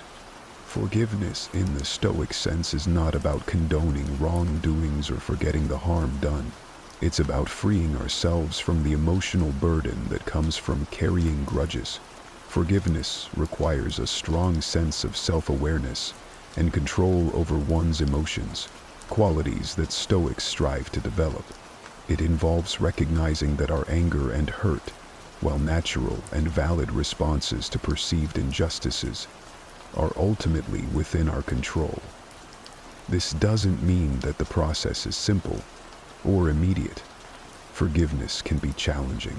It often requires a deliberate, concerted effort to let go of deep-seated feelings of injustice. Consider the power that comes from deciding not to allow someone else's actions to disturb your inner tranquility. This is the essence of Stoic forgiveness. It's about making a conscious choice to not let past actions continually affect your present state of mind. This decision helps you reclaim your emotional energy and focus it on more constructive pursuits that align with your values and goals. Now, how do we start practicing forgiveness in everyday life? It begins with the recognition that all humans are fallible, ourselves included. We all make mistakes, sometimes out of ignorance, sometimes out of malice. Reflecting on our own shortcomings can help us develop empathy towards others, making it easier to forgive. Another Stoic practice is to consider the bigger picture. Often, the things we hold on to are not as significant in the grand scheme of our lives. By focusing on our long-term well-being, which is bolstered by peace and harmony, the immediate sting of grievances can be mitigated. Practicing forgiveness also involves actively reframing our narratives. Instead of viewing yourself as a victim, which can perpetuate feelings of anger and helplessness, try to see yourself as a survivor, or even a hero of your story, one who has overcome challenges and emerged stronger. This shift in perspective not only facilitates forgiveness, but also empowers you in your life's journey. Moreover, engaging in meditation or mindfulness exercises can assist in the process. These practices help calm the mind and provide the space needed to process emotions more rationally and less reactively. As you sit quietly and focus on your breath, allow thoughts of forgiveness to enter your mind. Picture those you feel have wronged you and imagine sending them thoughts of goodwill. This doesn't mean you accept the wrong, but you are choosing to release its hold over you. Finally, it's important to understand that forgiveness is a process, sometimes a lengthy one. It doesn't happen all at once, and that's perfectly okay. Each step towards forgiveness, no matter how small, is a step towards a freer, more emotionally balanced life. At its essence, self-grace allows us to pause before reacting, giving us the time to consider whether our impulses align with our long-term goals. For instance, if you're trying to lead a healthier lifestyle, self-grace is what helps you choose not to eat that late-night junk food. In emotional situations, self-grace helps you hold back a harsh word or an angry reply, preserving relationships and maintaining peace of mind. How can we strengthen this essential skill? One effective Stoic practice is to regularly reflect on our actions and their consequences. This could be as simple as taking a few minutes each evening to think about the choices you made throughout the day. Were there moments when you lacked self-control? What triggered it? Understanding these patterns is the first step towards managing them. Another powerful technique is to set clear personal rules for behavior based on your values. Stoicism teaches us that living according to rational principles is key to a good life. By setting and following your own rules, for example, not checking your phone during meals or limiting time spent on social media, you exercise self-control in ways that directly improve your daily life and well-being. Visualization is another tool that can be incredibly helpful. Before entering a situation where you know you might be tempted to act impulsively, take a moment to visualize yourself handling the situation with calm and restraint. Imagine the satisfaction you'll feel from acting in accordance with your principles. This mental rehearsal can make it much easier to keep your cool in the heat of the moment. It's also beneficial to gradually increase your tolerance for discomfort, which is a big part of what self-control is all about. The Stoics believe that by voluntarily exposing ourselves to discomfort, whether it's cold showers, fasting, or resisting urges, we can strengthen our willpower. These practices teach us that we can endure discomfort and that it's often not as bad as we fear. This realization directly feeds into our ability to exercise self-retreat in more complex emotional or social situations. In a world where every smile hides deeper thoughts and every handshake means more than just a greeting, it's easy to overlook the true nature of a person. Today, we'll dive into the hidden layers of trust and deception, exploring the complexities of human relationships. The Stoics remind us that while we can't control the actions of others, we can control how we respond and understand them, which shapes our connections. Join me as we uncover the hidden forces in everyday interactions and learn the wisdom that can help us live not only successful, but truly meaningful lives. Stick with us, and by the end, you'll have a clearer understanding of how to approach the world, not just carefully, but with true insight. If you appreciate what we're doing, a quick, free favor I'll ask is for you to hit the subscribe button. Also, make sure you don't skip any part of the video to fully grasp the valuable insights and stories we're about to share. Let's dive in. Number 1. The constant critic. This person seems to have made it their mission to find fault in everything around them. Every project you undertake, every idea you propose, every aspect of your personality might never seem good enough for them. Their feedback, often lacking the warmth of constructive criticism, feels more like relentless judgment, chipping away at your confidence and self-esteem with each comment. The constant critic often operates under the guise of just being honest or helping you improve. But there's a fine line between helpful criticism and discouraging nitpicking. Their relentless critiques can create a toxic environment where, instead of growing, you find yourself guarding every action, every word, for fear of criticism. This stifles creativity and initiative, making you doubt your abilities and value. Marcus Aurelius once said, "Reject your sense of injury, and the injury itself disappears." This powerful Stoic reminder teaches us not to internalize the harsh words or negative perceptions of others. Stoicism invites us to consider the source of criticism and to reflect on whether there is truth and value in it. If there is something to be learned, use it to your advantage. If not, let it roll off you like water off a duck's back. To deal with a constant critic, it's essential to maintain perspective. Understand that their criticism says more about their own worldviews, insecurities, or personal frustrations than it does about your capabilities or worth. Construct boundaries to protect your mental space. You can listen, assess, and then choose whether to accept or discard their words.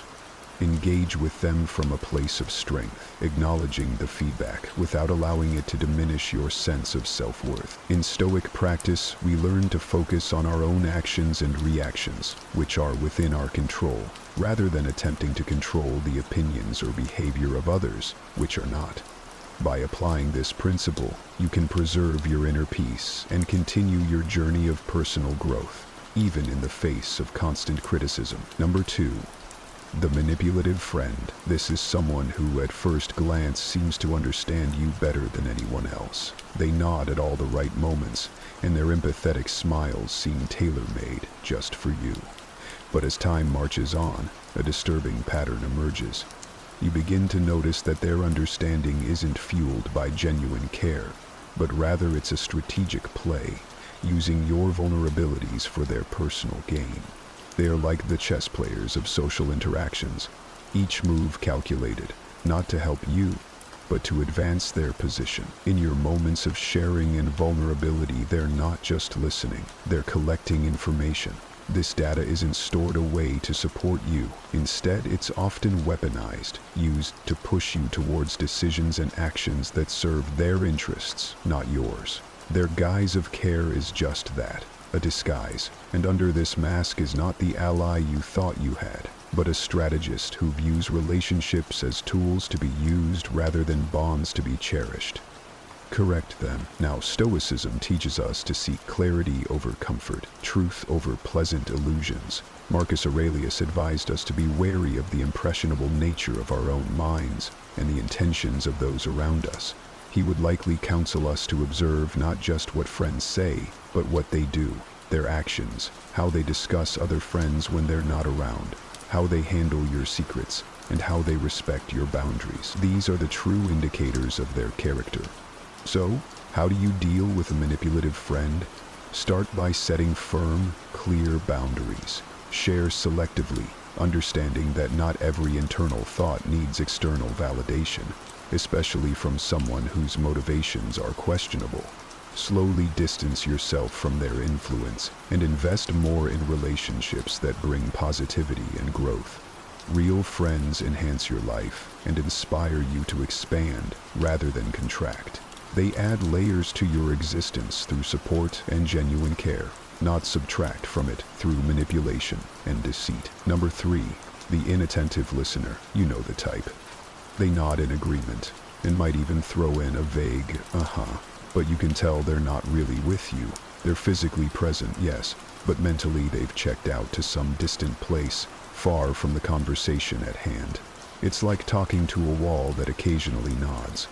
These interactions can be incredibly frustrating because they lack the fundamental essence of communication, genuine exchange, and understanding. Relationships, be they personal or professional, thrive on mutual understanding and active engagement. When someone consistently fails to pay attention, it sends a clear message. What you're saying isn't important to them. This behavior not only stifles the flow of ideas, but also erodes the emotional connection that true listening can forge. Effective communication is a two-way street, and when it becomes one-sided, the relationship suffers. The Stoic practice of present-mindedness teaches us to fully engage with the task at hand. For Stoics like Marcus Aurelius, listening attentively is not just a courtesy, it's a duty. It's about respecting the person speaking to you by giving them your full attention, reflecting the Stoic belief in the importance of every human interaction. If you find yourself frequently on the other end of an inattentive listener, there are a few Stoic strategies you might employ. First, ensure your own communication is clear and engaging. Sometimes simply asking direct questions can snap the listener out of their reverie and bring them back to the moment. If that doesn't work, a gentle call-out might be necessary. Let them know you've noticed their distraction and invite them back into the conversation. However, if the pattern persists, it might be worth considering the value this person adds to your life. Are they giving you the respect and attention you deserve? If not, it may be time to redirect your energy towards relationships where mutual engagement and respect are given freely. Number 4. The superficially friendly. At first glance, they seem like the most personable individuals you could meet. With a wide smile, they'll ask about your day and make all the right noises that suggest they care. But, as you soon might discover, their warmth has little depth, resembling more a shallow puddle than a welcoming ocean. These individuals are the social butterflies, gracefully moving from one group to another, never really settling long enough to form deep, meaningful connections.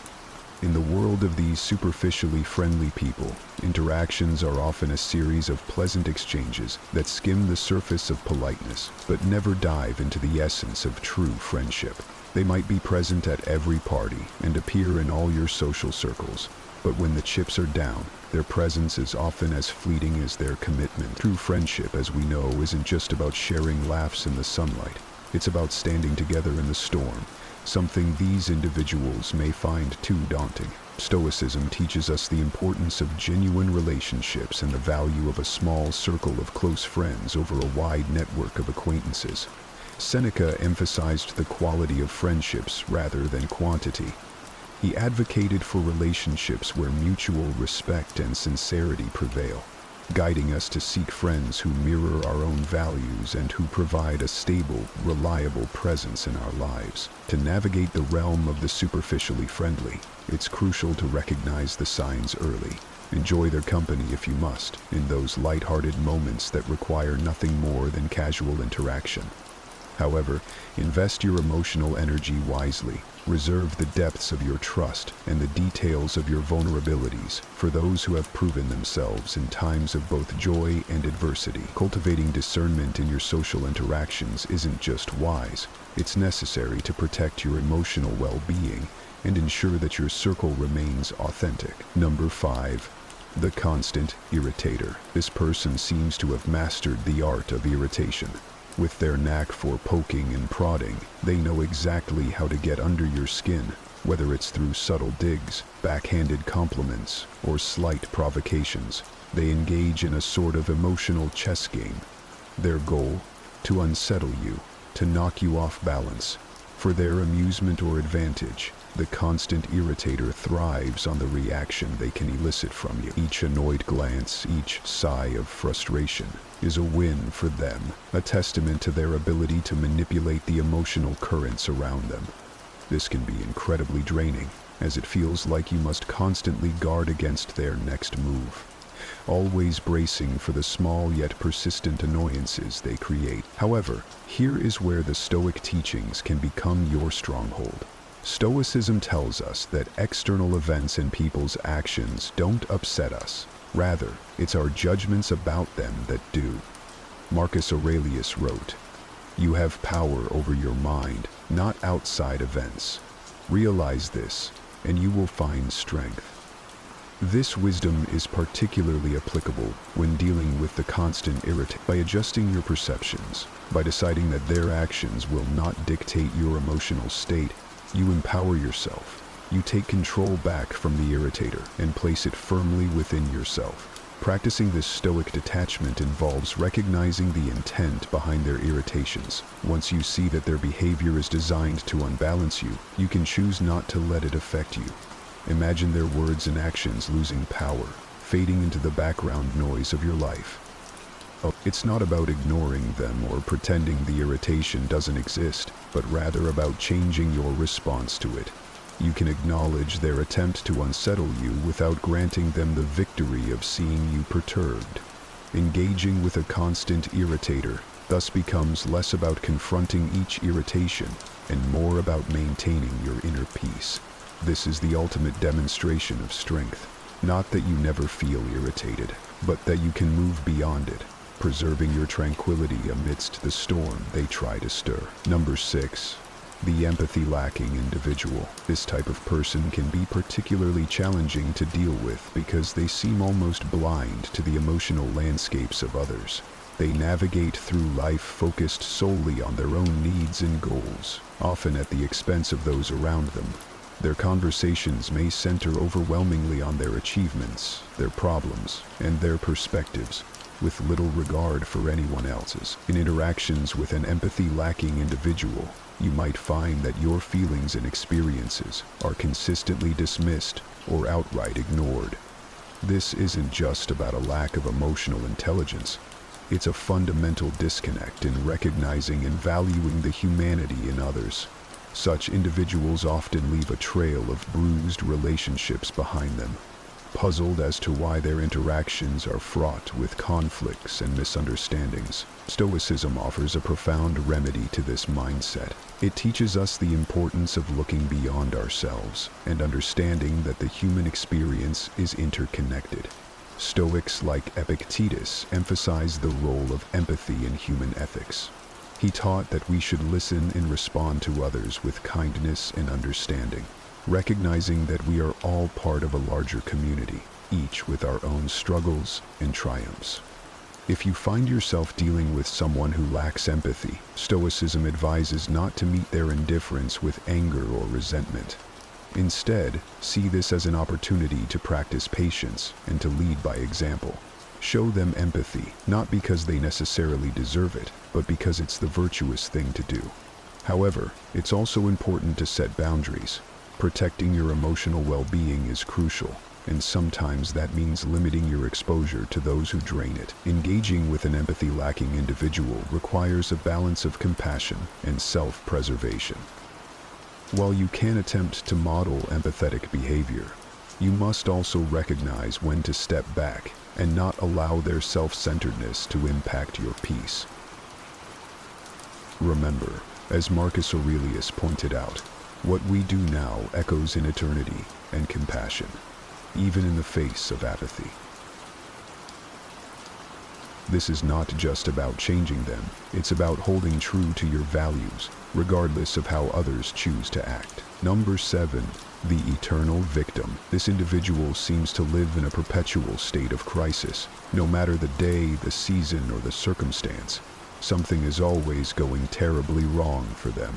But what's particularly challenging about the eternal victim is not just the frequency of their misfortunes, it's their apparent unwillingness to do anything about them. They seem to thrive on the sympathy and attention their woes attract, using their endless stream of problems as a tool to draw others in and keep them close. And the prevalence of suicide among the victims can be pointed to as a sign to some extent as well. The eternal victim's tales of woe can be emotionally draining. You might find yourself constantly pulled into their dramas, spending energy and time trying to help solve problems that mysteriously never seem to get resolved. Their dependency on your support might feel rewarding at first, as if your presence truly matters. However, it often leads to a one-sided relationship, where your efforts are taken for granted and your own needs and issues are sidelined or ignored. Stoicism offers a powerful framework for dealing with the eternal victim. Stoics like Epictetus taught that we should concern ourselves with things within our control and accept those that are not. When interacting with an eternal victim, it's crucial to recognize the limits of your influence. You can offer support and guidance, but you cannot change their situation. Only they can do that. The Stoics would advise us to practice empathy, but also detachment. Empathize with their pain, but detach from the notion that you are responsible for fixing their life. It's also wise to set boundaries with the eternal victim. If their chaos begins to encroach on your peace, it may be time to reassess how much of your time and emotional energy you can afford to give. Helping them doesn't mean getting swept up in their endless cycle of crises. Instead, encourage them to take action and seek solutions, rather than merely consoling them. This approach not only protects your well-being, but also pushes them toward the kind of self-reliance and accountability that Stoicism values. Remember, while compassion is a virtue, it must not come at the cost of your own stability and happiness. The Stoics believed in the importance of inner peace and equanimity, and maintaining these in the face of another's perpetual chaos is both a challenge and a practice in Stoic philosophy. In doing so, you honor not only your mental and emotional health, but also foster a more balanced and healthy relationship with the eternal victim. Number 8. The toxic individual. This person is often a complex blend of many negative traits, each more damaging than the last. They might exhibit behaviors like manipulation, constant negativity, jealousy, or dishonesty. Being around them can feel like being caught in a storm, where your positive outlook and inner peace are constantly under threat. Their presence in your life can lead to feelings of doubt, insecurity, and even fear, as they seem to have a knack for souring what should be joyful experiences and turning strengths into perceived weaknesses. This person is often a complex blend of many negative traits, each more damaging than the last. They might exhibit behaviors like manipulation, constant negativity, jealousy, or dishonesty.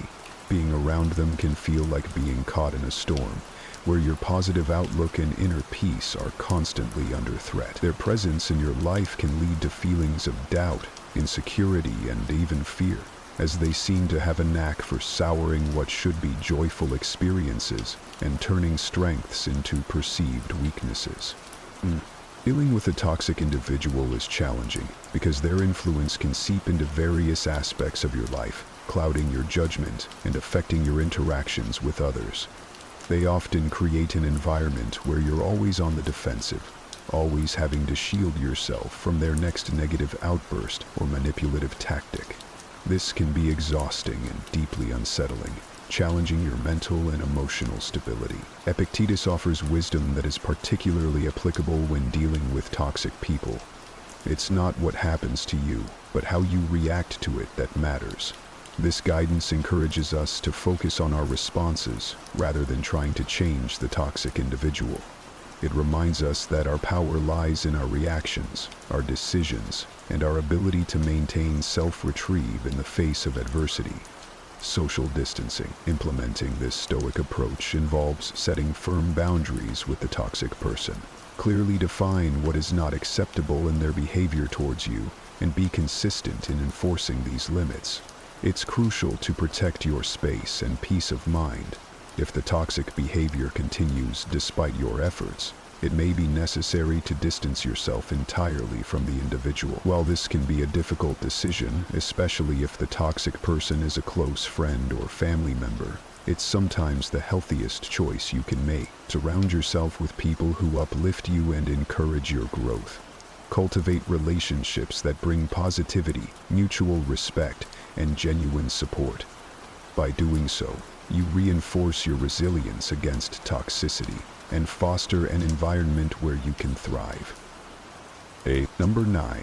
The two-faced individual. This person masters the art of duplicity, being charming and friendly to your face, but turning to slander the moment your back is turned. Their skill in wearing different masks for different audiences is disconcerting. They can make you feel like a confidant one moment, and the next, you might overhear them undermining you to others. It's a bewildering and hurtful experience to realize that someone you thought was a friend could so easily betray your trust. The two-faced individual not only strains individual relationships, but can also create a toxic environment around them. Their behavior fosters distrust, conflict, and insecurity among a group, whether it be in a workplace, a circle of friends, or within a family. Their actions are often driven by a desire for personal gain, be it power, influence, or mere amusement at causing disruption. Stoicism teaches us to focus on our own virtue and integrity, and not to be swayed by the deceitful actions of others. Seneca advised to choose our company wisely, asserting that being alone is better than being in bad company. Stoicism also prompts us to reflect on our responses to betrayal. It's natural to feel hurt and angry when you discover someone's duplicity, but Stoics would counsel us to rise above these initial emotional reactions. They would urge us to respond with reason and dignity, maintaining our own ethical standards and not stooping to their level of deceit. Ever heard the saying, "Don't set yourself on fire to keep someone else warm"? It's a powerful reminder, connected to ancient Stoic wisdom, about the importance of balancing kindness with self-care. Yet, in today's rush to be seen as good, to always be the one who gives, many have twisted the noble act of kindness into a self-destructive habit. We are often told to go above and beyond, to push our limits for the sake of others. But at what cost? The truth is, too much kindness, when it drains your own resources, energy, and well-being, is not a virtue, but a path to ruin. Many have lost their way, giving so much of themselves that they're left feeling empty, unappreciated, and burned out. It's a modern-day tragedy, where the best of intentions lead to the worst of outcomes. Stoicism shows us another way, a way to be generous without losing oneself, a way to be kind, but also kind to oneself. It teaches us the art of balanced generosity, ensuring our actions enrich others' lives, while also safeguarding our own well-being. In this video, we'll unveil how Stoic principles can help you set healthy boundaries so your kindness becomes a source of strength, not depletion. We'll explore how to give without losing, love without hurting, and be there for others without disappearing from our own lives. Stay with us as we navigate the fine line between generosity and self-preservation, guided by the wisdom of Stoicism. 1. Don't set yourself on fire to warm others. Too much kindness can become a trap, one that Marcus Aurelius, a wise Stoic philosopher, would caution us against. Imagine yourself as someone who always rushes to help others, never saying no. It's like giving out pieces of yourself until there's nothing left. You become the person who's always there for others, but when you look around, you find yourself standing alone in your time of need. It's not just about being kind, it's about being kind to yourself as well. Marcus would remind us that our first duty is to our own well-being.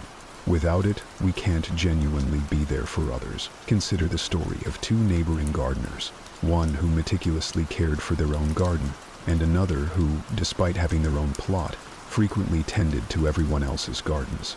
The diligent gardener, understanding the importance of self-care, nurtured their garden with the right balance of attention and resources, resulting in a vibrant and flourishing space.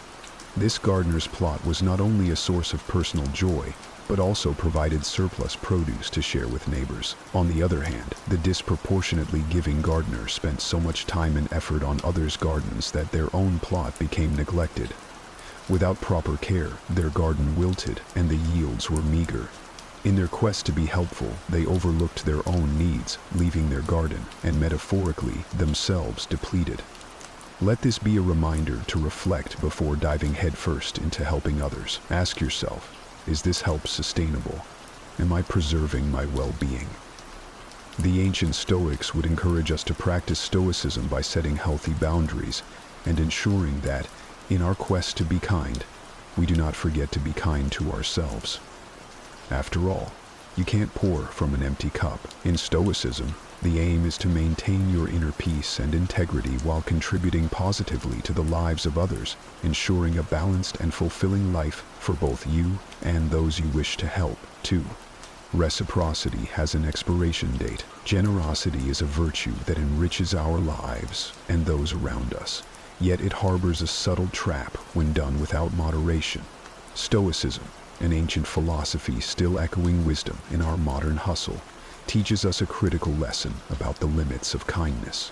Offering help with an open heart is noble, but expecting the same measure of generosity in return can lead us down a path of disappointment. Life has a way of showing us that the good we do today might not be remembered tomorrow. This isn't a reflection of our worth or the value of our deeds, but a natural drift of human memory and gratitude. Consider the act of giving as planting a tree. You nurture it, hoping it will grow and perhaps one day offer shade or fruit. But nature has its course. Storms, droughts, and seasons change. Similarly, when we extend kindness, we must detach from the expectation of a direct return.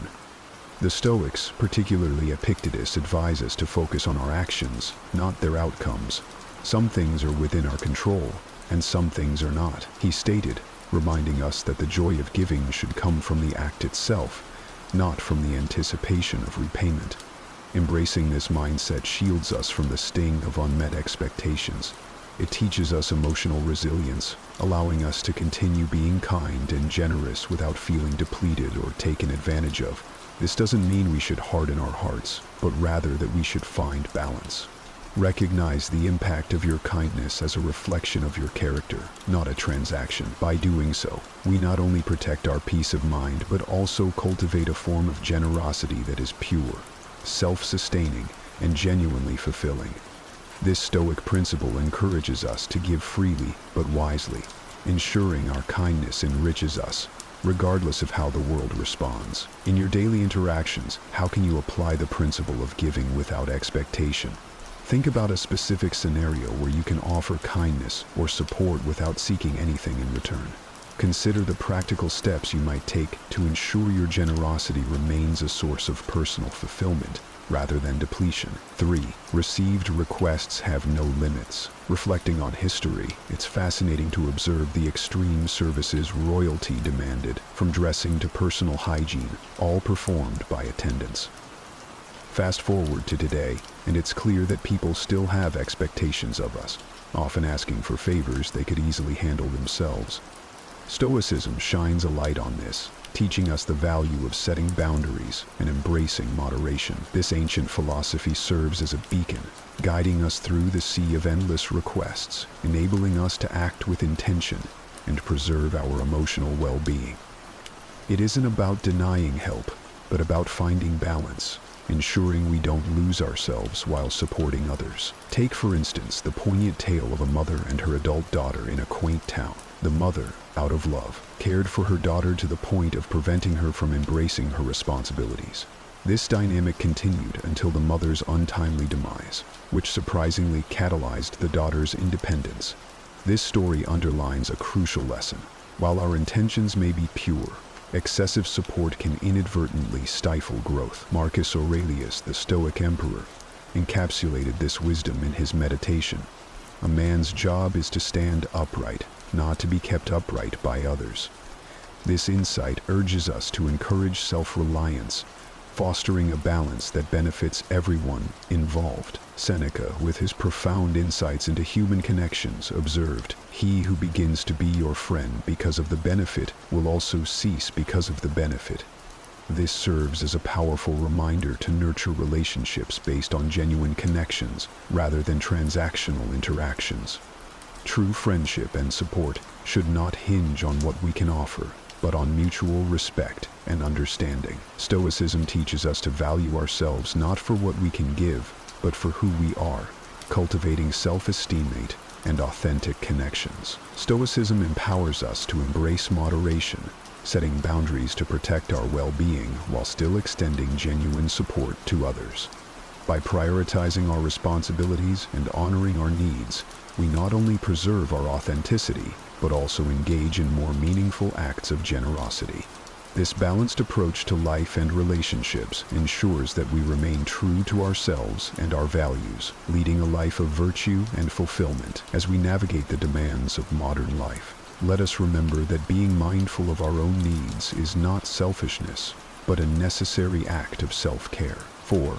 Being seen and treated as fragile. Stoicism teaches us a powerful lesson about inner resilience and self-command. It's about building a fortress within, honing the art of self-restraint, and drawing clear lines in the sand that define our personal space. Over time, constantly bending over backward for others can ironically lead to being perceived as weak. Without firm boundaries, we become exposed, easily exploited by those who see our generosity not as a strength, but as an opening to take advantage of. This cycle of overextension and exploitation drains us, leaving us feeling undervalued and overburdened. Yet the moment we start to assertively say no, a shift occurs. We're no longer the go-to for every request or demand.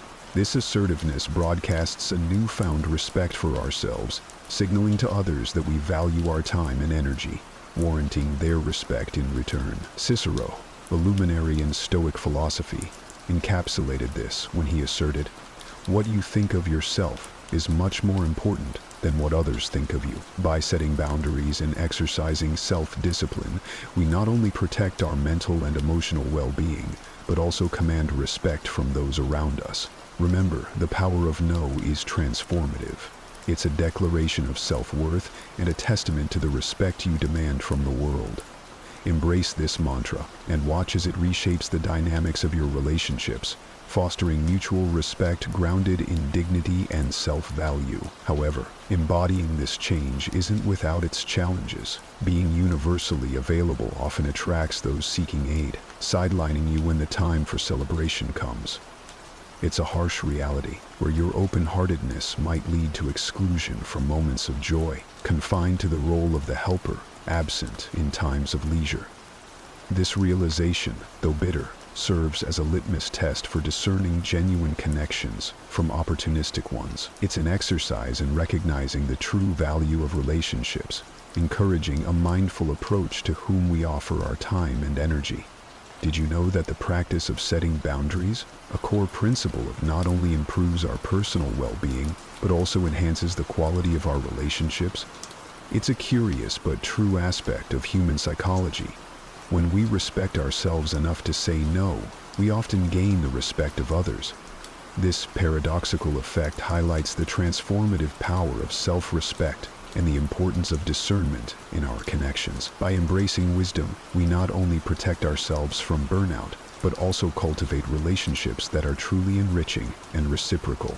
If you have learned anything of value so far, leave a thumbs up to show your support.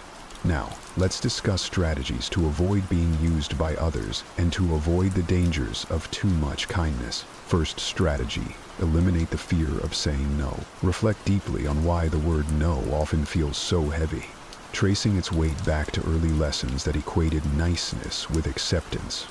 Such lessons, deeply ingrained during our formative years, come laced with a fear of rejection.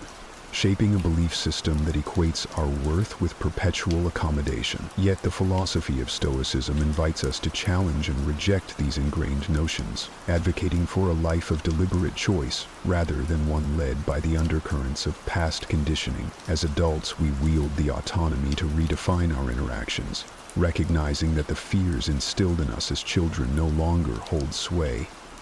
Through the lens of Stoicism, we're equipped with the mental tools to analyze our emotions, allowing us to respond to life's demands with thoughtfulness rather than being puppeteered by past habits, asserting boundaries by saying no, especially when requests encroach upon our well-being or sense of fairness, becomes not just an act of defiance against outdated fears, but a profound exercise in self-respect and autonomy. However, it's crucial to balance our newfound assertiveness with empathy and emotional intelligence. Stoicism doesn't merely advocate for self-interest or isolation, but stresses the importance of contributing positively to our community and the lives of those around us. The philosophy encourages us to find a middle ground where we can offer help and support to others without compromising our well-being. This is where emotional intelligence comes into play, allowing us to discern when and how to help in a manner that is both beneficial to others and sustainable for us. Recognizing the genuine needs of others while also being mindful of our own limits is a testament to true wisdom. It ensures that our acts of kindness are not only acts of self-discipline, but also of compassion and understanding, fostering a society where mutual respect and support thrive. Second strategy: pay attention to your feelings. Embracing Stoicism nudges us toward introspection and mindfulness, guiding us to scrutinize our thoughts and emotions while fostering mental resilience. This ancient wisdom encourages us to become custodians of our inner peace by observing our reactions and feelings, especially in acts of generosity. It teaches us that true fulfillment in assisting others should elevate us, akin to the buoyancy of clouds. Conversely, feelings of exhaustion, irritation, or exploitation signal a need to recalibrate. It's essential to recognize when our contributions, though not obligatory, begin to erode our serenity. Acknowledging this discomfort is not self-deception, but a courageous act of self-care, ensuring that our benevolence remains a source of joy rather than a drain on our spirit. Third strategy: see yourself as a priority. It's easy to become a maestro in the most obscure fields, yet completely overlook our own well-being. Echoing the Stoic virtues of discipline and self-esteem, carving out moments for self-care is non-negotiable. Stoicism, after all, nurtures the soul, teaching us the art of self-preservation. So, sidestep self-neglect, nurture your physical, emotional, and mental health, and acknowledge your presence. Elevate your needs. This approach demands your full commitment. Embrace your entirety. Forgive your past missteps, and view the unfolding year as a canvas for Stoic renewal. Select an endeavor solely for your pleasure, honoring this time as a testament to self-love. Uphold your boundaries without guilt in declining others if demands encroach on your sanctuary. Offer assistance within your constraints, underscoring that your personal revival takes precedence. Fourth strategy: identify the takers. Embracing Stoic virtues like self-discipline and discernment empowers us to distinguish relationships that enrich us from those that deplete our spirit. Engaging with individuals who perpetually demand more creates dependency and depletes our ability to preserve and deploy our time effectively.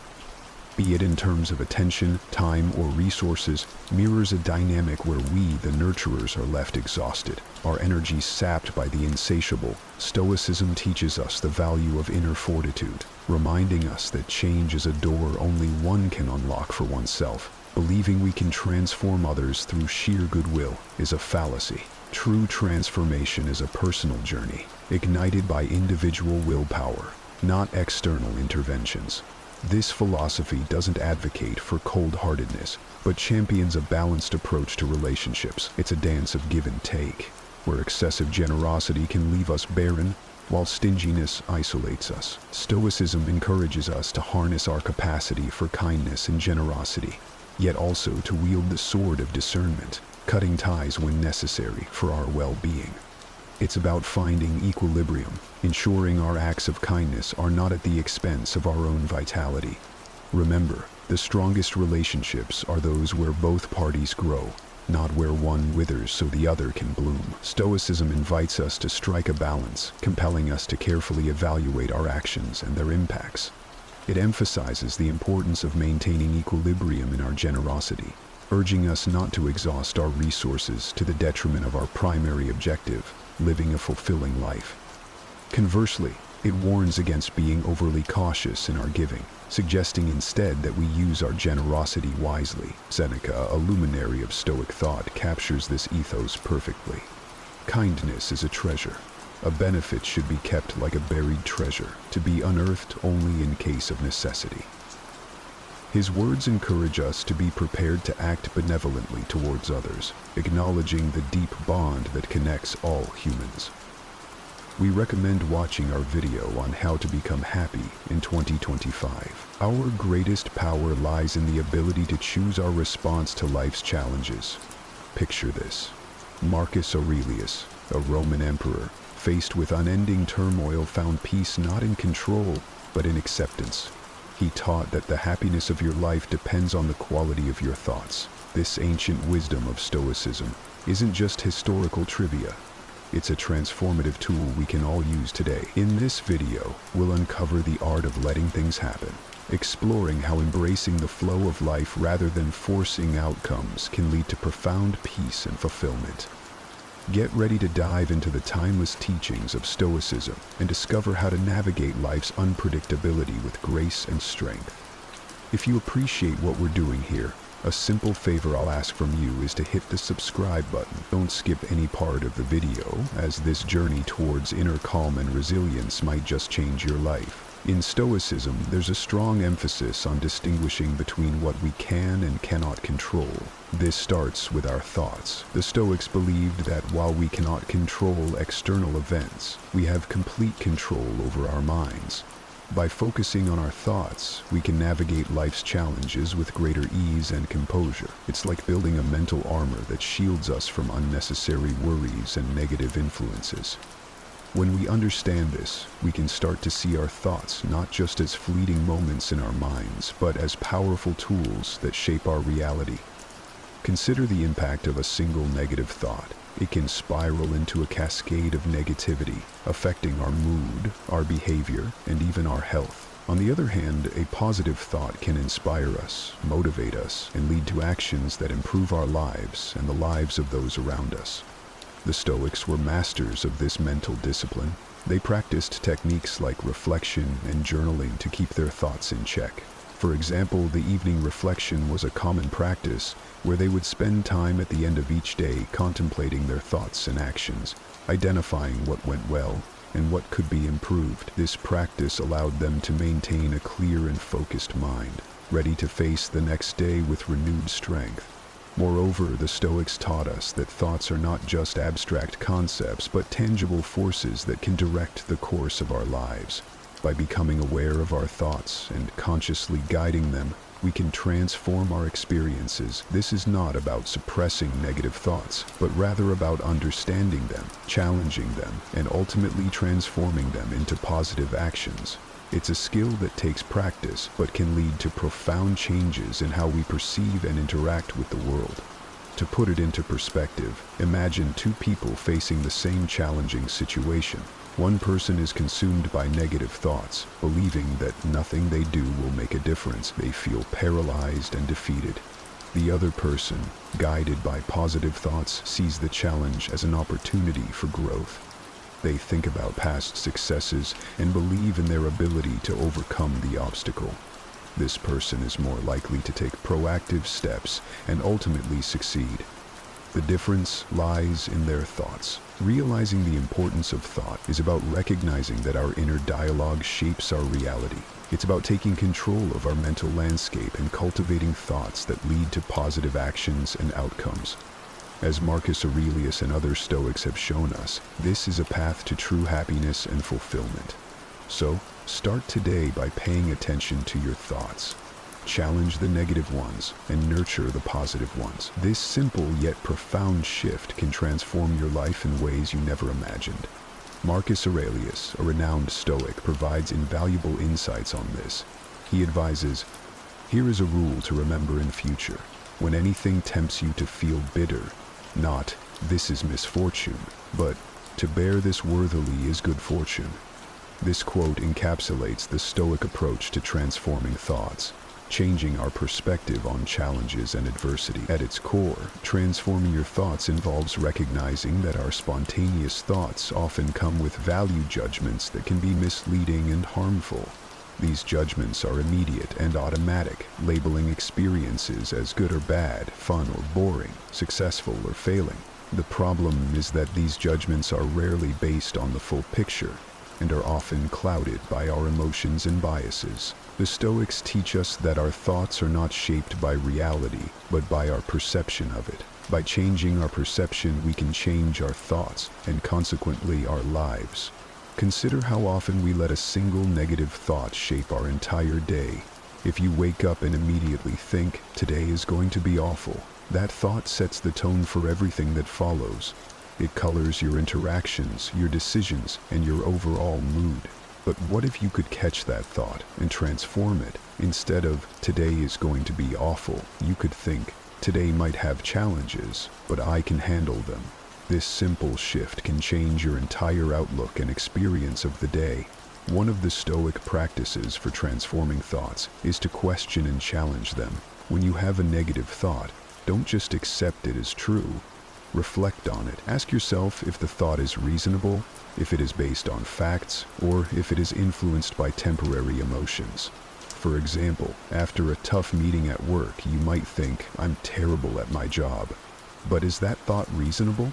Was it just one difficult meeting out of many successful ones? Are you letting one experience overshadow your overall competence and achievements? Another powerful Stoic technique is reframing. Reframing involves taking a negative thought and finding a more constructive way to look at it.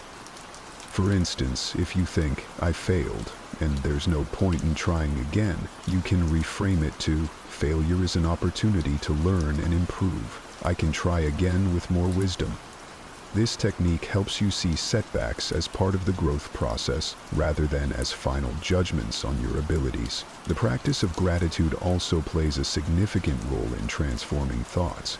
Gratitude shifts your focus from what you lack to what you have, from negative aspects to positive ones. When you start feeling overwhelmed by negative thoughts, take a moment to list things you're grateful for. This practice can instantly change your mood and perspective, helping you see the abundance and opportunities in your life rather than the challenges and deficiencies. Furthermore, Stoics emphasize the importance of living in accordance with nature and understanding our role within the larger context of the world. This broader perspective can help transform our thoughts by reminding us that we are part of something greater and that our individual experiences, while significant, are just one piece of the larger puzzle. It encourages us to accept what we cannot change and focus on what we can control, our thoughts and action. In practical terms, transforming your thoughts might also involve regular journaling, a practice that many Stoics, including Marcus Aurelius, engaged in. Writing down your thoughts allows you to examine them objectively, understand their origins, and decide how you want to address them. It's a way to declutter your mind and gain clarity. Learning to transform your thoughts is about recognizing the power of perception, questioning and reframing negative thoughts, practicing gratitude, and understanding your place in the larger scheme of things. By adopting these Stoic principles, you can cultivate a mindset that not only endures, but thrives in the face of life's challenges. This shift in thinking is not just a mental exercise, but a profound way to reshape your entire approach to life, leading to greater peace, resilience, and fulfillment. The term premeditatio malorum translates to premeditation of evils or anticipation of adversity, and it was a technique regularly employed by Marcus Aurelius and other Stoics to foster resilience and mental fortitude. Imagine starting each day by acknowledging that things might not go as planned. Marcus Aurelius would wake up and remind himself, "The people I deal with today will be meddling, ungrateful, arrogant, dishonest, jealous, and surly." This might sound pessimistic, but it served a crucial purpose. It prepared him mentally for the inevitable frustrations and challenges of daily life. By expecting difficulties, he could approach them with calmness and equanimity when they arose, rather than being caught off guard. The idea behind premeditatio malorum is not to dwell on negative outcomes, but to mentally rehearse how you would handle them. This practice builds psychological resilience.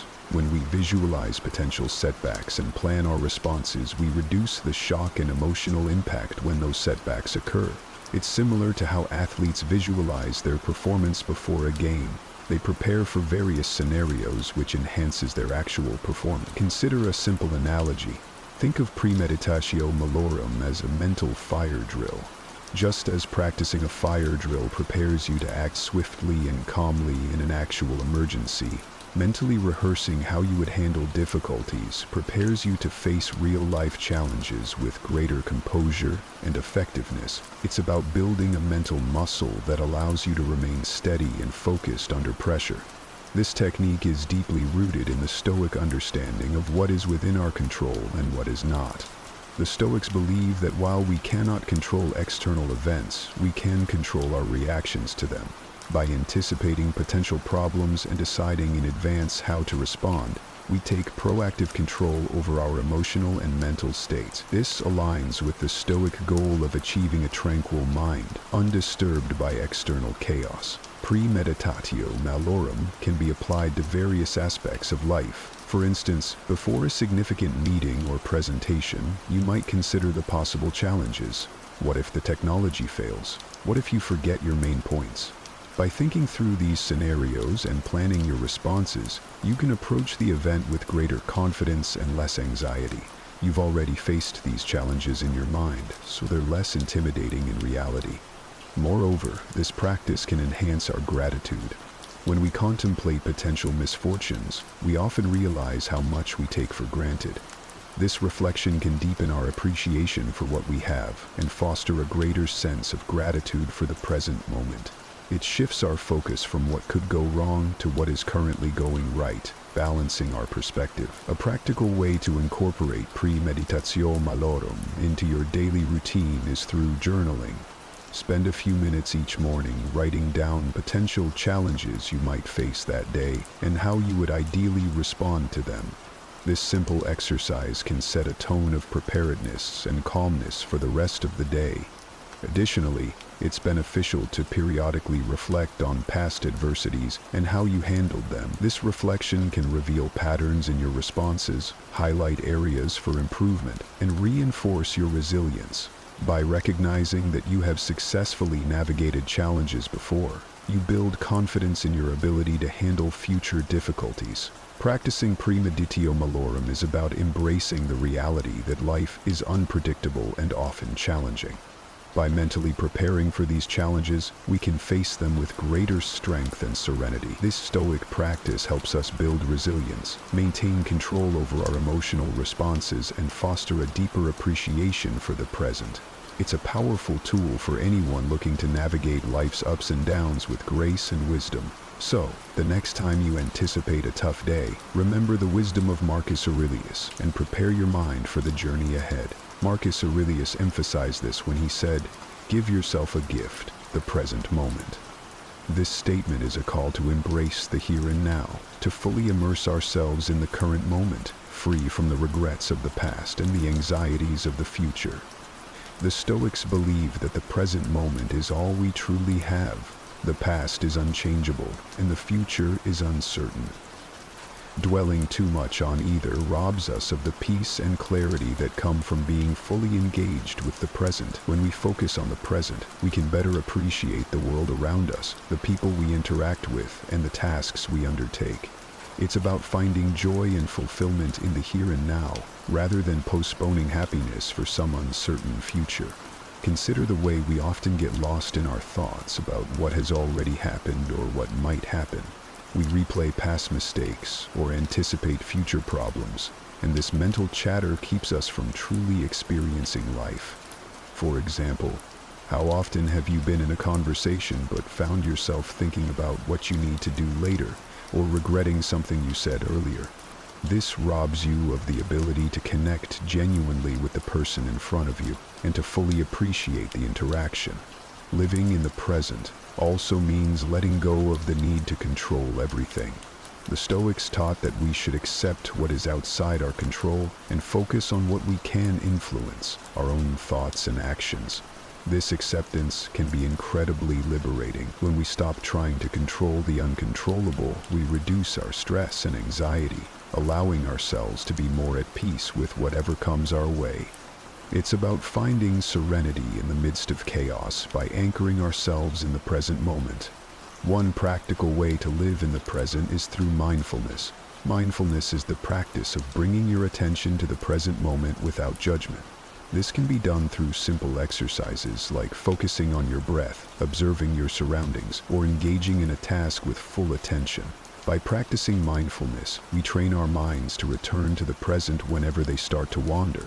This can greatly enhance our ability to stay focused and calm, even in stressful situations. The practice of mindfulness has been shown to have numerous benefits, including reduced stress, improved emotional regulation, and increased overall well-being. When we are mindful, we are better able to handle life's challenges with grace and resilience. We become more attuned to our thoughts and emotions, allowing us to respond rather than react impulsively. Another way to cultivate living in the present is through gratitude. Taking time each day to reflect on what we are grateful for helps shift our focus from what we lack to what we have. This practice can bring a sense of abundance and contentment. When we appreciate the small moments of joy and beauty in our daily lives, we anchor ourselves more firmly in the present. Moreover, living in the present encourages us to fully engage with our activities, no matter how mundane they may seem. The Stoics believed in doing every task, no matter how small, with excellence and attention. This means being fully present in whatever you are doing, whether it's washing the dishes, working on a project, or spending time with loved ones. By giving our full attention to our current activity, we can find satisfaction and purpose in every moment. It's also important to recognize the impact of technology on our ability to live in the present. Our constant connectivity can pull us out of the moment as we check emails, social media, and messages. Setting boundaries with technology and creating moments of disconnection can help us reclaim our presence. This might mean having device-free times, such as during meals or before bed, to fully engage with our surroundings and the people we are with. Living in the present is about embracing the here and now, letting go of past regrets and future anxieties, and focusing on what we can control, our thoughts and actions. By practicing mindfulness, gratitude, and fully engaging with our activities, we can cultivate a deeper sense of peace, fulfillment, and resilience. As Marcus Aurelius and other Stoics have shown us, the present moment is a precious gift, and learning to live in it can transform our lives. Marcus Aurelius, despite his responsibilities as a Roman emperor, took time each day to reflect on the simple privilege of being alive. He said, "When you arise in the morning, think of what a precious privilege it is to be alive, to breathe, to think, to enjoy, to love." This profound sense of gratitude is not just about acknowledging the good things in life, but about fostering a deeper appreciation for every moment and experience. Gratitude shifts our focus from what we lack to what we have, creating a mindset of abundance rather than scarcity. It's easy to get caught up in the daily grind and overlook the small joys and blessings that surround us. By consciously practicing gratitude, we train our minds to see the positives, even in challenging situations. This doesn't mean ignoring difficulties, but rather recognizing that there is always something to be thankful for, even in the midst of adversity. One effective way to practice gratitude is by keeping a gratitude journal. Each day, write down 3 things you are grateful for.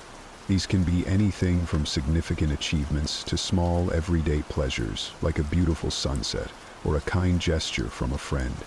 This simple exercise helps to build a habit of looking for the good in each day, reinforcing a positive outlook and fostering a sense of contentment. Expressing gratitude to others is another powerful practice. Take the time to thank the people around you, your family, friends, colleagues, even strangers who have shown you kindness. This not only strengthens your relationships, but also reinforces your awareness of the interconnectedness of your life with others. Gratitude has a ripple effect. When we express it, we often inspire others to do the same, creating a more positive and supportive environment. In the context of Stoicism, gratitude also involves accepting and appreciating the present moment as it is, without longing for what is not. This is encapsulated in the Stoic concept of amor fati, or love of fate. It's about embracing all aspects of life, including the challenges and setbacks, as part of our journey. By viewing everything that happens to us as an opportunity for growth and learning, we can cultivate a deep sense of gratitude for the entirety of our experience. Gratitude can also be a powerful antidote to negative emotions like envy and resentment. When we focus on what we have and appreciate it fully, we are less likely to feel envious of others. Envy arises from a sense of lack, but gratitude reminds us of our abundance. Similarly, resentment often stems from unmet expectations and perceived injustices. Practicing gratitude shifts our perspective, helping us to let go of these negative feelings and embrace a more positive and forgiving outlook. Moreover, gratitude has numerous psychological and physical benefits. Research has shown that people who regularly practice gratitude experience better sleep, lower stress levels, and improved mental health. Gratitude enhances our overall well-being by promoting a positive mindset and reducing the impact of negative emotions. It helps us build resilience, enabling us to bounce back from setbacks more effectively. Incorporating gratitude into your daily routine doesn't require drastic changes. It can be as simple as taking a few moments each morning to reflect on what you are thankful for, or ending your day with a gratitude meditation. This practice aligns with the Stoic tradition of reflection and mindfulness, encouraging us to live with intention and awareness. Practicing gratitude is a powerful way to enrich our lives and align with the principles of Stoicism. By focusing on what we have, expressing appreciation to others, and embracing all aspects of our experiences, we can cultivate a mindset of abundance and contentment. Gratitude helps us navigate life's challenges with grace, build stronger relationships, and enhance our overall well-being.